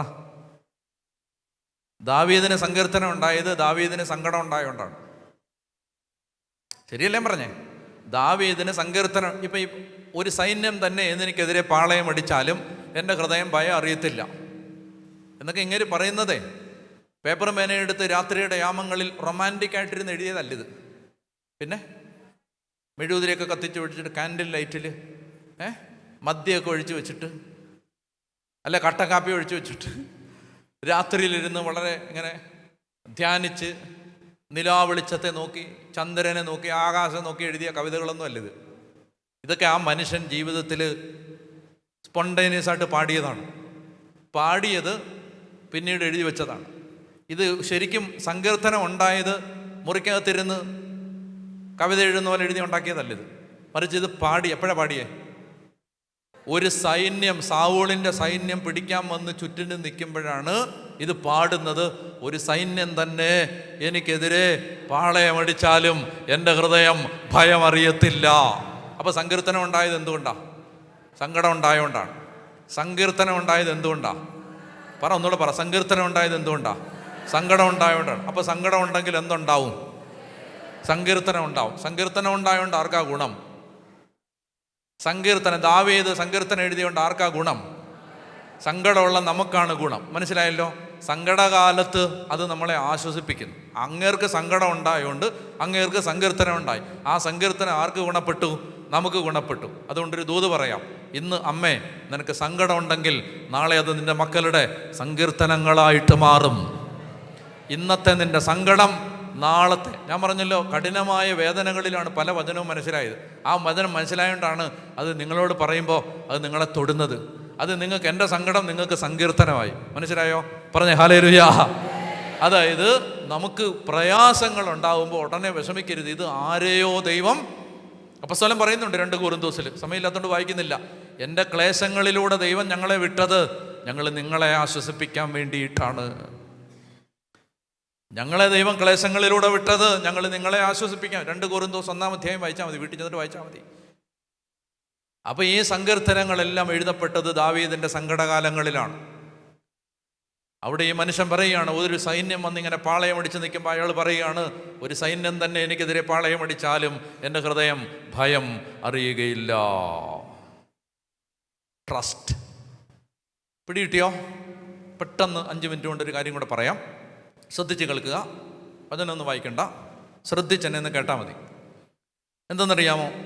ഈ 397-ാമത്തെ ഖണ്ഡികയിൽ കാറ്റക്കിസം പറഞ്ഞു, ദൈവം എന്ത് ചെയ്തു? ജീവിതകാലം മുഴുവൻ ആദ്യ മനുഷ്യൻ എന്ത് ചെയ്തു? അവന് ജീവിതത്തിൽ ദൈവത്തെക്കുറിച്ച് ഒരു തെറ്റായ ധാരണ രൂപപ്പെട്ടു. എന്താ ധാരണ രൂപപ്പെട്ടത്? പിശാച് കുത്തിവെച്ച തെറ്റായ ധാരണ എന്താ? ദൈവം നല്ലവനല്ല, ദൈവം പിതാവല്ല, ദൈവം സ്വേച്ഛാധിപതിയാണ്, ദൈവത്തിന് നിങ്ങൾ നല്ലതാവുന്ന ഇഷ്ടമില്ല. ഇതാണ് സാത്താൻ പറഞ്ഞത്. അപ്പോൾ ദൈവത്തെക്കുറിച്ചുള്ള ഒരു നുണ, ദൈവത്തെക്കുറിച്ചുള്ള വികലമായൊരു ധാരണ. ഇനി ശ്രദ്ധിക്കുക, രക്ഷാകര ചരിത്രം മുഴുവൻ ശ്രദ്ധിക്കണേ. രക്ഷാകര ചരിത്രം മുഴുവൻ ദൈവത്തിൻ്റെ പരിശ്രമങ്ങളായിരുന്നു. സാത്താൻ വികലമാക്കി ഈ ധാരണ മനുഷ്യൻ്റെ ഹൃദയത്തിൽ നിന്ന് മാറ്റാൻ ദൈവം നടത്തിയ പരിശ്രമങ്ങളുടെ പേരാണ് രക്ഷാകര ചരിത്രം. രക്ഷാകര ചരിത്രം ദൈവത്തിൻ്റെ അറ്റംപ്റ്റാണ്. എന്താണെന്നറിയാം? ഈ ഡിസ്റ്റോർട്ടഡ് പിക്ചർ, ദൈവത്തെക്കുറിച്ചുള്ള ഈ വൈകല്യമാർന്ന ധാരണ മാറ്റണം. അപ്പം നമ്മുടെ കഴിഞ്ഞ 4000 വർഷത്തെ ബൈബിളിൻ്റെ ചരിത്രം, അബ്രഹാം മുതലുള്ള ഒരു 4000 വർഷത്തെ ബൈബിളിൻ്റെ ചരിത്രം എടുത്താൽ, ബൈബിളിൻ്റെ ചരിത്രം ദൈവത്തിൻ്റെ പരിശ്രമമാണ്. എന്ത് പരിശ്രമം? ദൈവം നല്ലവനാണ്, ദൈവത്തെ വിശ്വസിക്കാമെന്ന് ഈ വികലമായി പോയ ദൈവധാരണകളുടെ നടുവിൽ ജീവിക്കുന്ന മനുഷ്യനെ ബോധ്യപ്പെടുത്താനുള്ള ദൈവത്തിൻ്റെ പരിശ്രമമാണ് രക്ഷാകര ചരിത്രം. ജോൺ പോൾ മാർപ്പാപ്പ ഈശോയുടെ കരുണയെക്കുറിച്ച് പറഞ്ഞപ്പോൾ അദ്ദേഹം മനോഹരമായൊരു വാചകം പറഞ്ഞിട്ടുണ്ട്. If you don't believe his words, believe his wounds. നിങ്ങൾ അവൻ്റെ വാക്കുകൾ വിശ്വസിക്കുന്നില്ലെങ്കിൽ അവൻ്റെ മുറിവുകളെങ്കിലും വിശ്വസിക്കുക. നിങ്ങൾ അവൻ പറഞ്ഞ വാക്കുകളെ വിശ്വസിക്കുന്നില്ലെങ്കിൽ, പഴയ നിയമത്തിലും പുതിയ നിയമത്തിലും ഈശോ പറയുകയാണ്, if you don't believe my words, believe my wounds. ഞാൻ പറഞ്ഞ വാക്കുകൾ, ഞാൻ നല്ലവനാണെന്ന് പറഞ്ഞ വാക്കുകൾ നിങ്ങൾ വിശ്വസിക്കുക, എൻ്റെ മുറിവെങ്കിലും നിങ്ങൾ വിശ്വസിക്കുക. ഈ മുറിവ് ഞാൻ ഏറ്റത് നിനക്ക് വേണ്ടിയിട്ടാണ്, ഈ മുറിവ് നിന്നെ രക്ഷിക്കാനാണ്, ഞാൻ മരിച്ചത് നിനക്ക് വേണ്ടിയിട്ടാണ്. മനസ്സിലാവുന്നുണ്ടോ? ദൈവത്തിൻ്റെ അഗാധമായ കരുണ. അങ്ങനെ രക്ഷാകര ചരിത്രത്തിൽ ദൈവം പരിശ്രമിച്ചു. ഈശോ മിശിഹായുടെ മനുഷ്യാവതാരം എന്ന് പറയുന്നത് മനുഷ്യനെ ദൈവം ബോധ്യപ്പെടുത്താനുള്ള എന്താണ്? ദൈവം നല്ലവനാണ്.